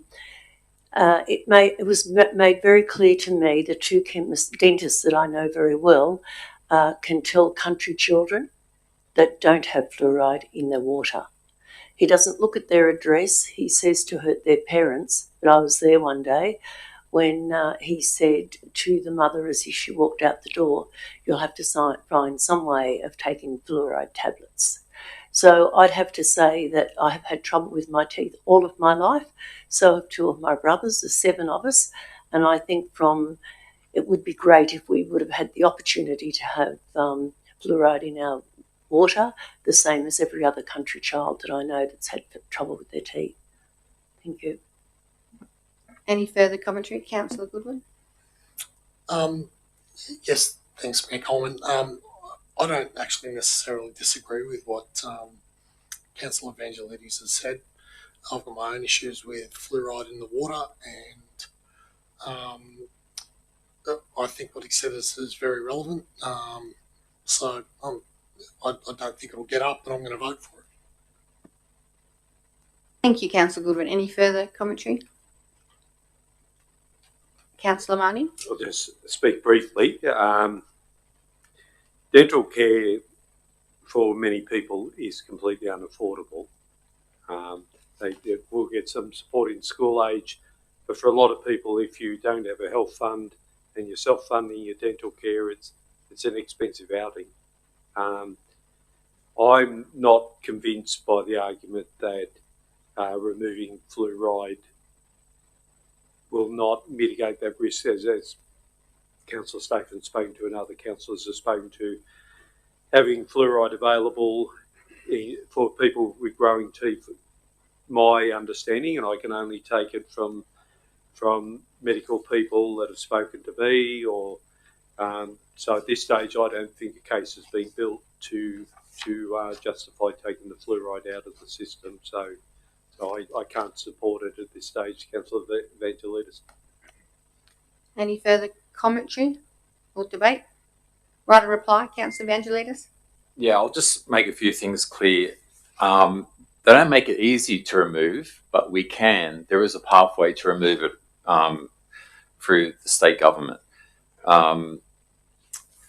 As for results speak for themselves, I just presented what the world is doing, not just our locale. The reason I didn't put that in my notice of motion is if you can spend days, weeks going through pro and negative comments, papers, scientific reports and all that. I've just broken it down to something simplistic where the diet is the issue. It's not the fluoride. You will not find one dentist that will say, oh no, you don't have to brush your teeth because you're getting fluoride water. That's fine. Not one. No dentist will come out and say, no, fluoride doesn't actually do much. That would be the worst thing a dentist could do. But just look at the facts. The results speak for themselves. This mouth, fluoride. This mouth, fillings. Our daughter hasn't had, I mean, obviously you're going to get tap water when you go to restaurants. You can't avoid it. Did you know there's fluoride even in medications? We're getting it in lots of different ways. The natural fluoride in Europe, it's a third of what we're doing here. Mass medication is an issue. I have no doubt that one day in the future, it doesn't look like it's going to be today, that people are going to start realizing this. I'm just trying to jump the gun a little bit because I care about the people here.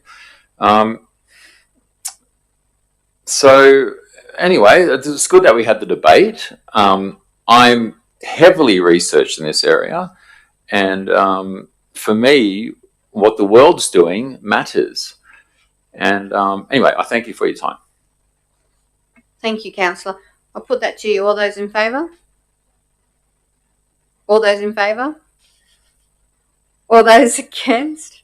The motion's been lost. Can I call a division, please? Absolutely. All those in favour, please raise your hand. Councillor Goodwin, Councillor Evangelides are in favour. All those against, please raise your hand. Councillor Statham, Councillor Ring, Councillor Smith, Councillor Marnie, Councillor Fredericks. Councillor Tysos, are you against? Councillor Coleman. Thank you. The matter's been lost. We move on to 5.2, which is a notice of motion by Councillor Marnie in regards to Lithgow Waste Management Facility. If you could please read out your recommendation and then your commentary, that'd be lovely. And do you have a seconder? Okay, I'll read out the recommendation. Councillor Smith seconding. Thank you. Thank you, Councillor Smith. Marnie. Recommendation that a report be brought back to the Community Development, Infrastructure and Finance Committee outlining current and reviewed options for greater level of reuse, in particular in the reuse shed. That a waste community forum is created linked to the waste working group. I'll talk briefly to some of the report. The reason I'm looking at a waste community forum is I think the solution sits outside the gate as well as inside the gate. Our primary focus is what should council do once you come through the weighbridge. People have got their own weird obsessions or pastimes. One of mine is I visit waste reuse and waste resource centres across the country when I travel. I've been particularly focusing on Canberra over the last couple of months because I've got family down there. Their model, everything doesn't happen behind the gate. So you'll hear people talk about, and I'll put my glasses on, repair cafes, building supplies, particularly second-hand building supplies, particularly heritage second-hand building supplies, have extremely high values in them. Even sheet metal does. But often that's found outside the gate rather than inside the gate. We look at an industry which is quietly chugging along down in Donald Street, which is an aluminium cladding recovery industry. They're busily doing waste recovery. No one's probably even noticing what they're doing down there, but again, it's part of that equation. The close segment is really a partnership between a lot of people. Councillor Ring spoke to some recovery that's going on locally for charities overseas, the role the op shops play in that, and other textile industries reclaiming materials. So I'm sort of seeing the pathway forward being a blended approach. It's interesting, in Canberra, nothing is given away for free. So all of the tip shops, you come in, they address the issue that Councillor Ring spoke to, which is people sitting like vultures on a post waiting for the person to come in to grab all the essential items. I know that Councillor Evangelista had some background in antiques. There's members of my family that have been antique dealers and collectibles. The tip shops like that would present a gold mine, because you'll have people walking with a whole lot of Australian pottery or something. Even when we did the tour, sitting underneath it was a very nice mid-century side table, which you put it out into an auction, you get $40 or $60 for it. It was going out the door for. So of course those hunters and collectors and pickers are going to be looking at our tip shops. But most of the other models work on charities or secondary parties running those. I think we just need to have a genuine community conversation about our waste minimisation and diversion, and work out the pathways forward. The shed is seen from the outside as being a shed that's basically squeezed the reuse shop into the end. I must admit, I find the reuse shop very small, with very few items. And the key in my mind is we've got to be careful we don't set our own benchmark on what somebody can still get a life out of. So having the bigger section did allow for people to go through stuff that perhaps other people have thought it ended its life. So I would like to go into those communications, but behind those shed walls, I think there's some tremendous successes. The polystyrene, which nearly 250,000 tonnes were going into landfill. If you want to close down landfills, put polystyrene in it. The fact that inside that shed, it's being processed into, you'll get nearly a metre being consumed down into something that's half the size of a cement bag. That was funded by the EPA. So our council's out there working with the New South Wales government to look at waste minimisation or reuse.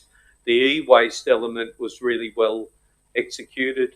The problem is, what do you do with electronic goods if you're not going to tag them?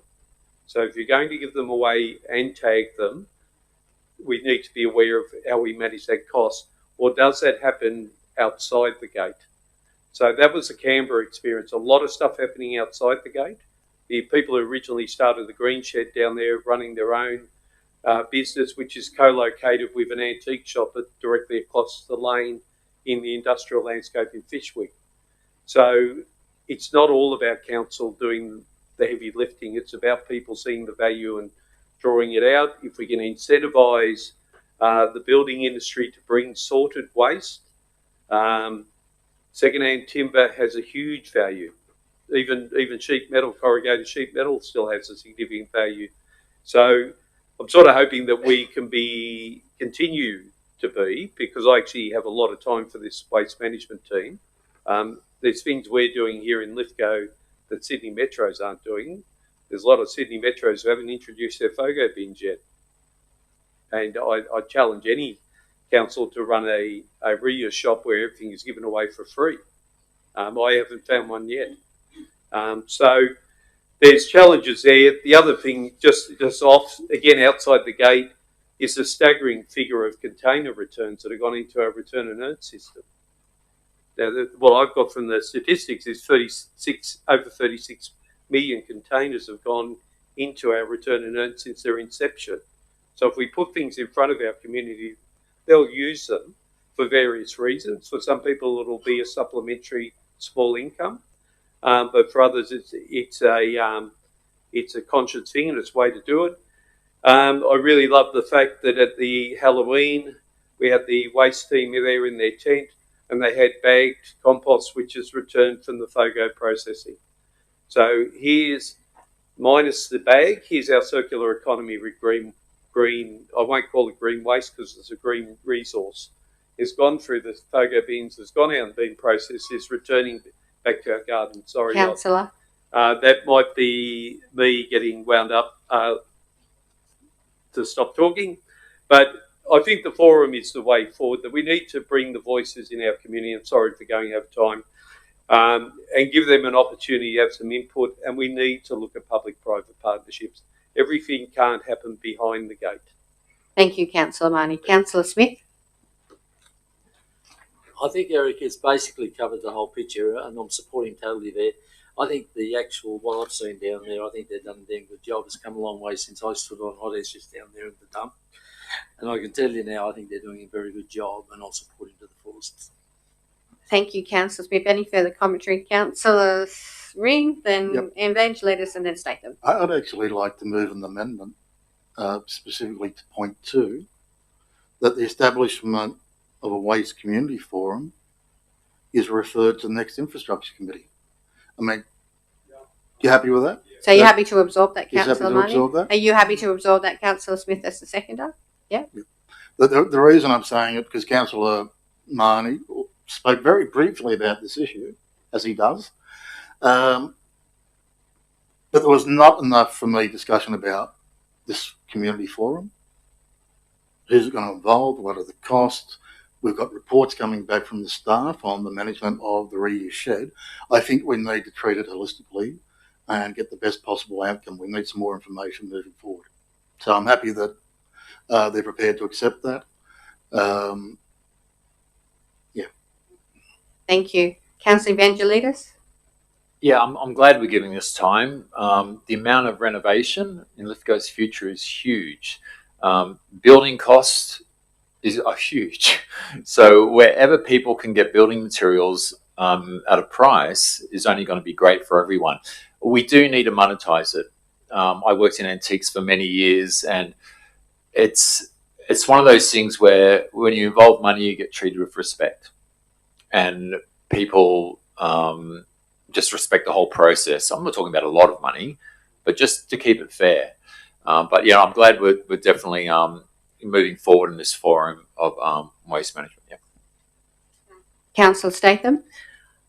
Yes, I think when that was opened, I was very excited, and I remembered the staff had done a lot of work to get it to look like it did at the time. I've called in several times. I've helped people down there a couple of times. I think the worst thing that's happened, in my opinion, is earlier in the piece, there was a certain person from an outlying village around Portland that was taking his truck in. And the ladies asked me, did I know this man? I said I did. He was taking truckloads and selling it online or selling it down the mountains. He's known for that and has been trouble to council for many years until just recently when his father passed away. We don't want people doing that.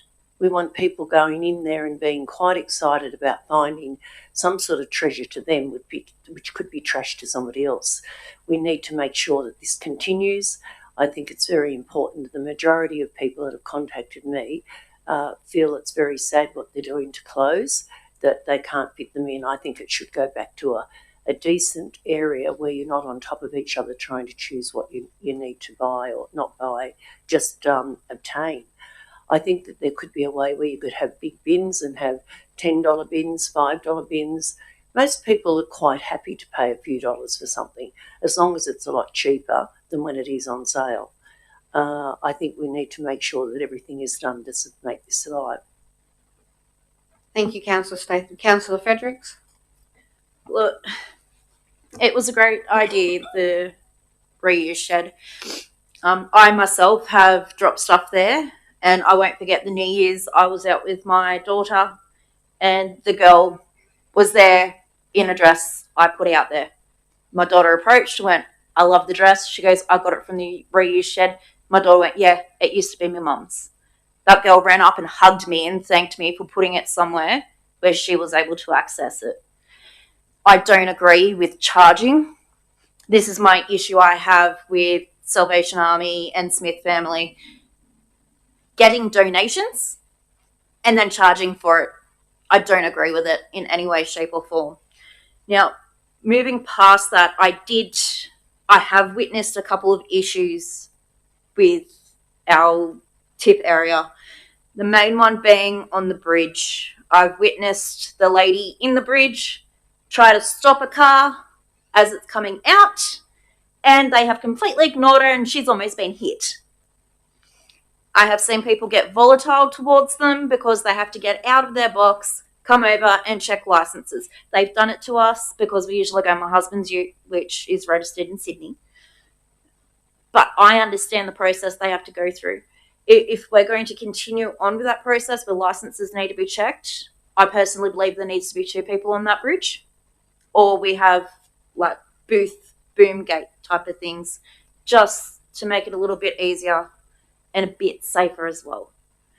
I did bring up on the 30th of August when I received an email from Louise Dean about some things that were said to people that went to donate. I'm hoping that did get addressed, because it's pretty bad if 3 different people are being told that it's not council's job to provide low-income earners with clothes for their children at a reuse recycle shed. And I'm hoping that was addressed, because that's going to turn more people away, and it will be pointless having it there. Thank you for your commentary, Councillor Fredericks. Any further commentary? No? I just want to make one comment. I really like the idea of a community forum. I think they're worthwhile. I think they're very valuable. And a lot of the issues that both yourself, Councillor Fredericks, and Councillor Statham have raised are important. And it could be addressed in that forum. We're about to be launching the health forum early next year. And now if we look at this one, it's another forum as well, which is really important. I'm hoping to, raise the option of perhaps a disability forum further down in the term. But I think having a waste community forum is really important to deal with these issues, to speak with the community and get some outcomes in regards to that space. I'll hand over to you, Councillor Marnie, for your right of reply. Which will be brief. The principles of waste management isn't how do we get things to the landfill site. And a waste management facility isn't just a pathway to the landfill site. The hierarchy which is accepted globally is prevention, minimisation, reuse and recycling. When we've exhausted those 4 steps, then it goes to landfill. So it's important that staff understand that that's the policy framework that we're putting out there as a council, and asking Mr. Gurney to deliver through the staff, is that we meet that hierarchy. There's a strong feeling in the community that we don't want a waste incinerator. If we're not involved, if we're not part of the solution on waste minimisation and prevention, if we don't establish partnerships with the community, if we don't look for that income stream rather than that one that we always look to, which is the special rate variation, if we start looking at income streams like green waste offers a processing income. A&L don't do it because they're a magnanimous benefactory to their community. They make money when it goes in the door, and it makes money when they go out the door, which I applaud them, because they're taking the pressure off the landfill load in New South Wales. There's an opportunity waiting for us. So there's a lot of elements that go into that community waste forum. And it'd be nice to get a few people up to maybe do a bit of talking to it. And I promised I'd be brief, so I'll close out here. But Costa out of Gardening Australia is another person who's really interested in waste. Listening to him talking about the toy exchange they had with children, and I thought that was a terrific idea. The adults weren't allowed to go in because they're the people that cause half the problem. The kids brought their toys in, they put them down, they got a token, then they were allowed to go up into the next age group and take something from there. So there's lots of different things we can do. So I'll zip it at that, and look forward to the infrastructure committee, where my colleague over there, Deputy Mayor Ring, will lead the discussion on how this goes forward. 2 minutes, I'm impressed. Thank you, Councillor Marnie. I'll put the motion. All those in favour? All those against? Declare that carried.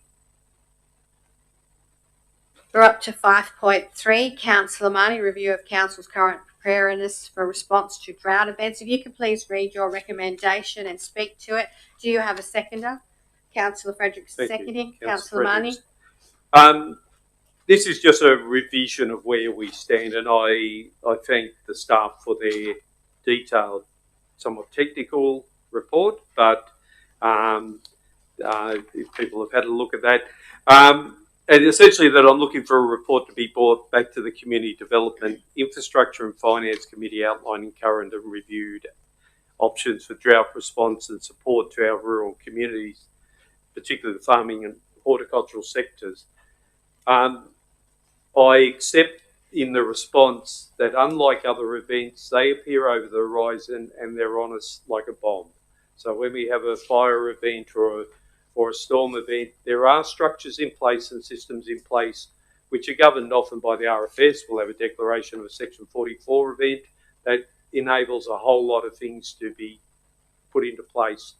The management comments talk to the slow arrival of a drought. It's not something that will arrive in a 48-hour period. Our western area in the Central Tablelands district is now drought affected. So if we get the wrong rainfall patterns and temperature ranges, if we got all of the things that came together to push 46-degree temperatures in January and February, we may well have a significant trigger to push a drought through. We learned a bit out of the water outage that we need to have strong systems, and Councillor Tyser spoke to that at the front end of the meeting, that those systems have got to be in place before it happens. Once we're in drought, it's a little bit late to start the process. It's important, I think, that you talked about a consortium with Bathurst and O'Brien. I think linking into the Central Tablelands Local Land Services, who can provide services out of the state and can also access services out of the federal systems. That consortium of local government that sits in that, and I think we need to be talking to the Central Tablelands Local Land Services. And we need to be aware that quite a number of our community actually pay additional rates. They pay two sets of rates, one to Lithgow City Council and one to the Central Tablelands Local Land Service. I'm sure, Marie, you'd be one of those. Even myself, with a relatively small property, also pay two sets of rates. And we need to make sure we got those partnerships in place. It may mean that we delay payments on rates. So that's why I've asked for it to go to the Finance Committee. We may need to open up access to water to people, and that's why I'm throwing it over to the infrastructure. And the community development's really that committee that knits a lot of these things together. So I also would applaud the councillors who are on the committees and who contribute from time to time, whatever their role is. The interplay between the committees is critical. Issues aren't singular to one committee. So, I know that Vanessa will test her thinking about, okay, well, what do we do to support those people in the rural landscape during these events? Well, I've worked for the LLS for a little while. Access to road reserves for stock feed is a permission granted by the council, but it's largely sort of facilitated by the LLS. So we need to bring that team, and each of these events, we will have a team and we will have a structure, and we'll practice what we do. And this is why the RFS is so good at what they do. And this is why the SES is so good at what they do. They got these systems and they actually train for it. They practice it outside of a pressure situation. So when they get in a pressure situation, they do it really well. So that's where we need to be heading as well. So I'm just asking at this stage that we just bring a report back to those three committees, and that we as a council continue to build on the good practices we got, and we build them a little bit further again. So I'll leave it at that. Thank you, though. Thank you, Councillor Marnie. Councillor Frederick? Look, this should really have been started when the last drought ended. Hindsight, 2020 for everyone. But what I don't think a lot of people in the LGA realise, I know I didn't during the last drought, I was under the assumption because we weren't on water restrictions, it meant everyone in the LGA was fine. But we've actually got quite a diverse LGA. while some of us here and in Wang and Portland were fine, those out further, they were drought stricken. They couldn't give their water to animals and stuff like that without ordering it in. So some of us were ignorant to those type of circumstances, and I think some people still are. And we all know what follows droughts. When you get hit with a drought, you get hit with a fire, and then you get hit with the rains. We do need something that doesn't just cover the drought. We need something that covers everything that follows through from the drought as well. We are due to actually start going back into one. So the quicker we can get this done, the better off our LGA will be.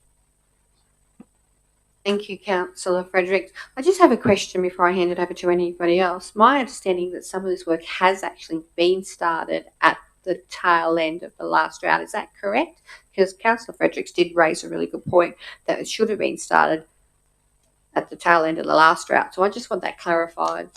Can someone help me with that? Yeah, I can. Thank you, Mayor Coleman. This some of the work that I've spoken to in the body of the management comment has been in active development for a couple of years now. So it's been a long process, and we're at the tail end of it now. Thank you. Any further commentary? Yes. Councillor Statham? I agree with what Councillor Fredericks has said in terms of being organised. I've been on the bushfire committees now for a very long time at Meadow Flat and here. They want to do hazard reduction, and if they haven't got the hazard reduction done, they're on edge from probably about the end of August. So I don't know what we could do in terms of whether it be a fire. The fires, they took a long time to get out. They took a short time to get as bad as what they were. But those guys had missed out on doing down the Williwaw in Portland for a couple of years because of the inclement weather.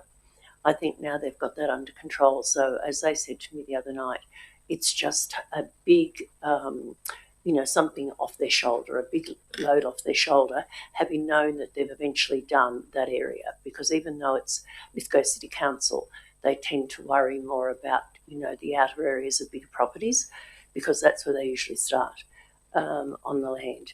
But I think, getting something similar where you have to have an exercise, 3 times a month or something, they are out training when it's the middle of winter, so there must be something we can do to just back that up, because if they don't do hazard reduction, they're really and Councillor, Mr. Edgecombe could back that up.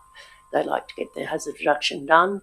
They've got a 6-month period to do it, but this year there's been so much wind and bad weather that they've been unable to do a lot of it. Any further commentary? Councillor Ring? During the last drought, the reason we didn't go on to water restrictions is because our community, both those on the Fish River and the Farmers Creek supplies, are cognizant of the fact that we are in a dry country. They're very cautious of the water use, and it's to the community's credit. We have got a good supply of water, and we do need to be prepared moving forward. I was aware that there was a hell of a lot of work done after the last drought. But what is concerning, I can believe it continues to be pushed for the JO, is that in 2013 the government decided that droughts are no longer a natural disaster. Floods are, bushfires are, droughts aren't. Go figure. So we need to keep pushing that through the JO to actually try and get that reversed, because we can't bear the financial brunt of support without government assistance. Thank you, Councillor Ring. Any further commentary? No, I'll hand back to you, Councillor Marnie, for your right to reply. Thank you. I just want to acknowledge one of Sean Elwood's team through the Land Care program. They're working with a pilot program with Water New South Wales, which is looking at working with rural landholders in the I think at the moment the Cox's River catchment. Essentially, they're looking on working. Those people may know the Malloon Foundation from Peter Andrews and some of the work he did on regenerative agriculture and rehydrating his landscapes. But they're doing a project up in Kerosene Creek in Hartley Vale, and they're working with those landholders up there at building resilience in. And I did have a brief conversation with Councillor Ring, and that's something that we're building capacity, not dependency in all situations. So where we can, where you've got a third party who wants to work with rural landholders to better capture water storage, particularly in the soil. And so, so I thank your staff for that, Sean and Mr. Elwood. It's something that probably goes a little bit unseen, what some of your staff are doing, but that's a really good outcome. And so I'll leave it at there, and we'll look forward to the conclusion of that planning process, Mr. Edgecombe. Thank you, Councillor Money. I'll put that to you. All those in favour? All those against? Declare that carried. Thank you. We move to business of great urgency. Is there any business of great urgency? Councillor Fredericks? I'm just hoping for it to come to Talc to investigate the lights on Flint McCullen next to KFC. Possibly to make the left lane a left turn only because I've almost been ran off the road going straight from the right-hand lane, and someone's coming straight from the left-hand lane to go over the highway into Bayonet Street. It's only a matter of time before we'll take that on notice. We'll get Director Edgecombe to take that through for you, if you like, administratively. Is there any further? Councillor Goodwin, you had your hand up. Yeah, really quick one. I've been hearing on the grapevine that the small regional state schools are being placed in recess, which means that they're flagging they'll close in 2 years. If this is the case, I believe that Capity School has been flagged, has been placed in recess. These schools are basically some of the heartbeat of the community, and I don't want it sneaking up on us in 2 years' time when they say, "Oh well, we've been in recess for 2 years now. We're going to close." I was wondering if there's been any community advocation for it or consultation, and can we find out if this is actually the case? I haven't heard anything, but it doesn't mean it's not happening. What we can do is reach out to the community. We could reach out to the Minister for Education, if you like, Councillor Goodwin, or the department. Would you like us to do that? That would be great. So that's try and manage that administratively. So Director Elwood's happy to take that on board. Are you happy with that, Councillor Goodwin? All right, we'll go down that pathway. Is there any further urgent business, Councillor Statham? Mayor Coleman, I don't know whether you will accept these 3 items as urgent, but certainly the people that have something to do with them believe it is urgent. The Pizza Hut, I've mentioned it on many, many occasions. It is a disgrace. We need to do something with that, and I think it's about time we put a penalty infringement notice there. I've had people only yesterday, I thought they'd fixed it somewhat, but not. Portland Hospital, there's drug dealings there, there's people in and out of the windows there, there's glass everywhere, there's asbestos everywhere. That needs to be taken care of. And the other one is I've had several complaints from visitors to the area and locals that the Coronation Hotel, I don't like complaining about them because they'll probably hear me and think that I'm dobbing them in, so to speak, but it has to be attended to.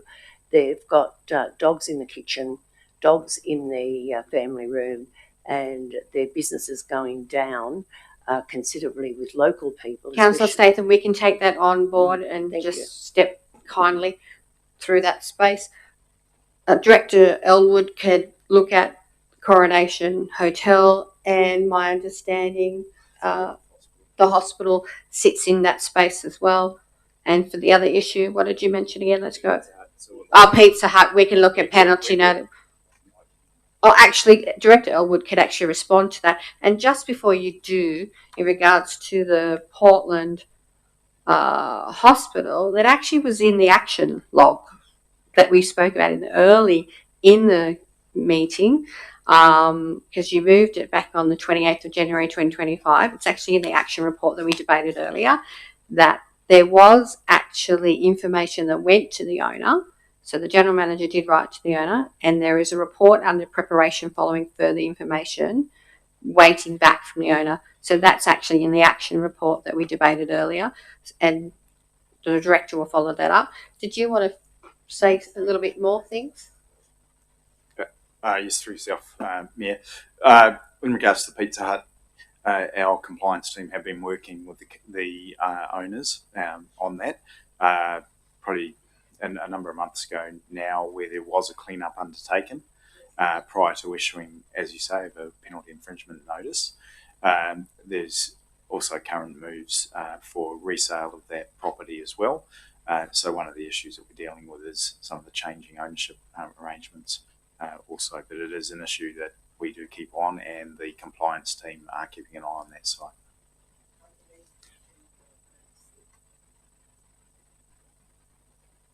Thank you, Councillor Fredericks. Just quickly, while I remembered, how are we with those broken parts on the blast furnace that keep making its way back on Facebook? We'll just come back to you, and I think they're working on that at the moment. If there's no urgent business, and that can be done all administratively, I need to ask the public narrowly, I'm sorry, but we need to move into closed council. If you don't object, that's great. So if I could please ask you to leave, that would be appreciated. Thank you very much. That's appreciated. I need a recommendation that council resolves to move into closed council to consider the confidential report as listed in the business space. Councillor Ring has moved that. Councillor Fredericks has. Is there any opposition? No, that's carried.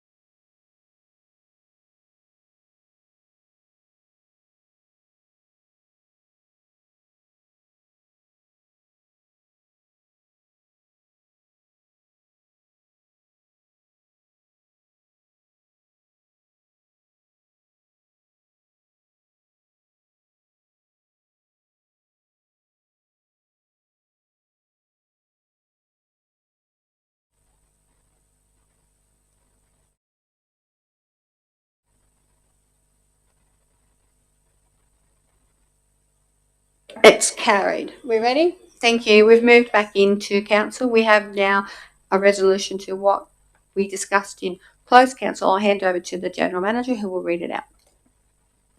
Thank you, Mayor.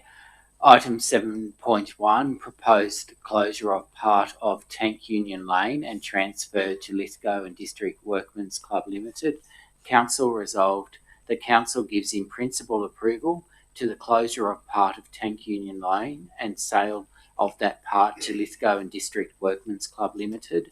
And 2, notes that following the notification and public exhibition period regarding the proposal to close part of Tank Union Lane, the matter will be reported back to Council for a final determination on the matter. Thank you, General Manager. Excuse me, Councillor Coleman, Mayor Coleman, through to the General Manager, what would be the earliest date we can get back to the Workmen's Club? Yeah, that's a good next question. Can we have a response? How soon December can we get 20? this done? Is it 28 days has to go out? Like, it was a unanimous decision by Council, so it shouldn't take long.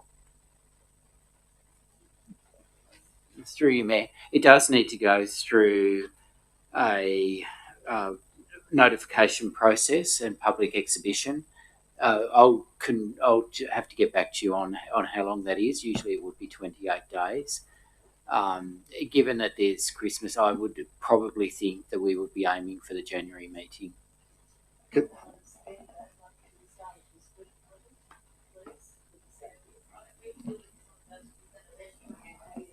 Yeah, so it needs to be expedited. Yeah. Director Elwood, can you respond? With the resolution tonight, we will be making all efforts to bring it to public exhibition as soon as possible. If that allows us to come back to 1st of December, we will aim for that. Could I ask that even if it's a late report, it's irrelevant if it's a late report, we need to try and expedite it as fast as possible. Absolutely. Let's get that done. Thank you.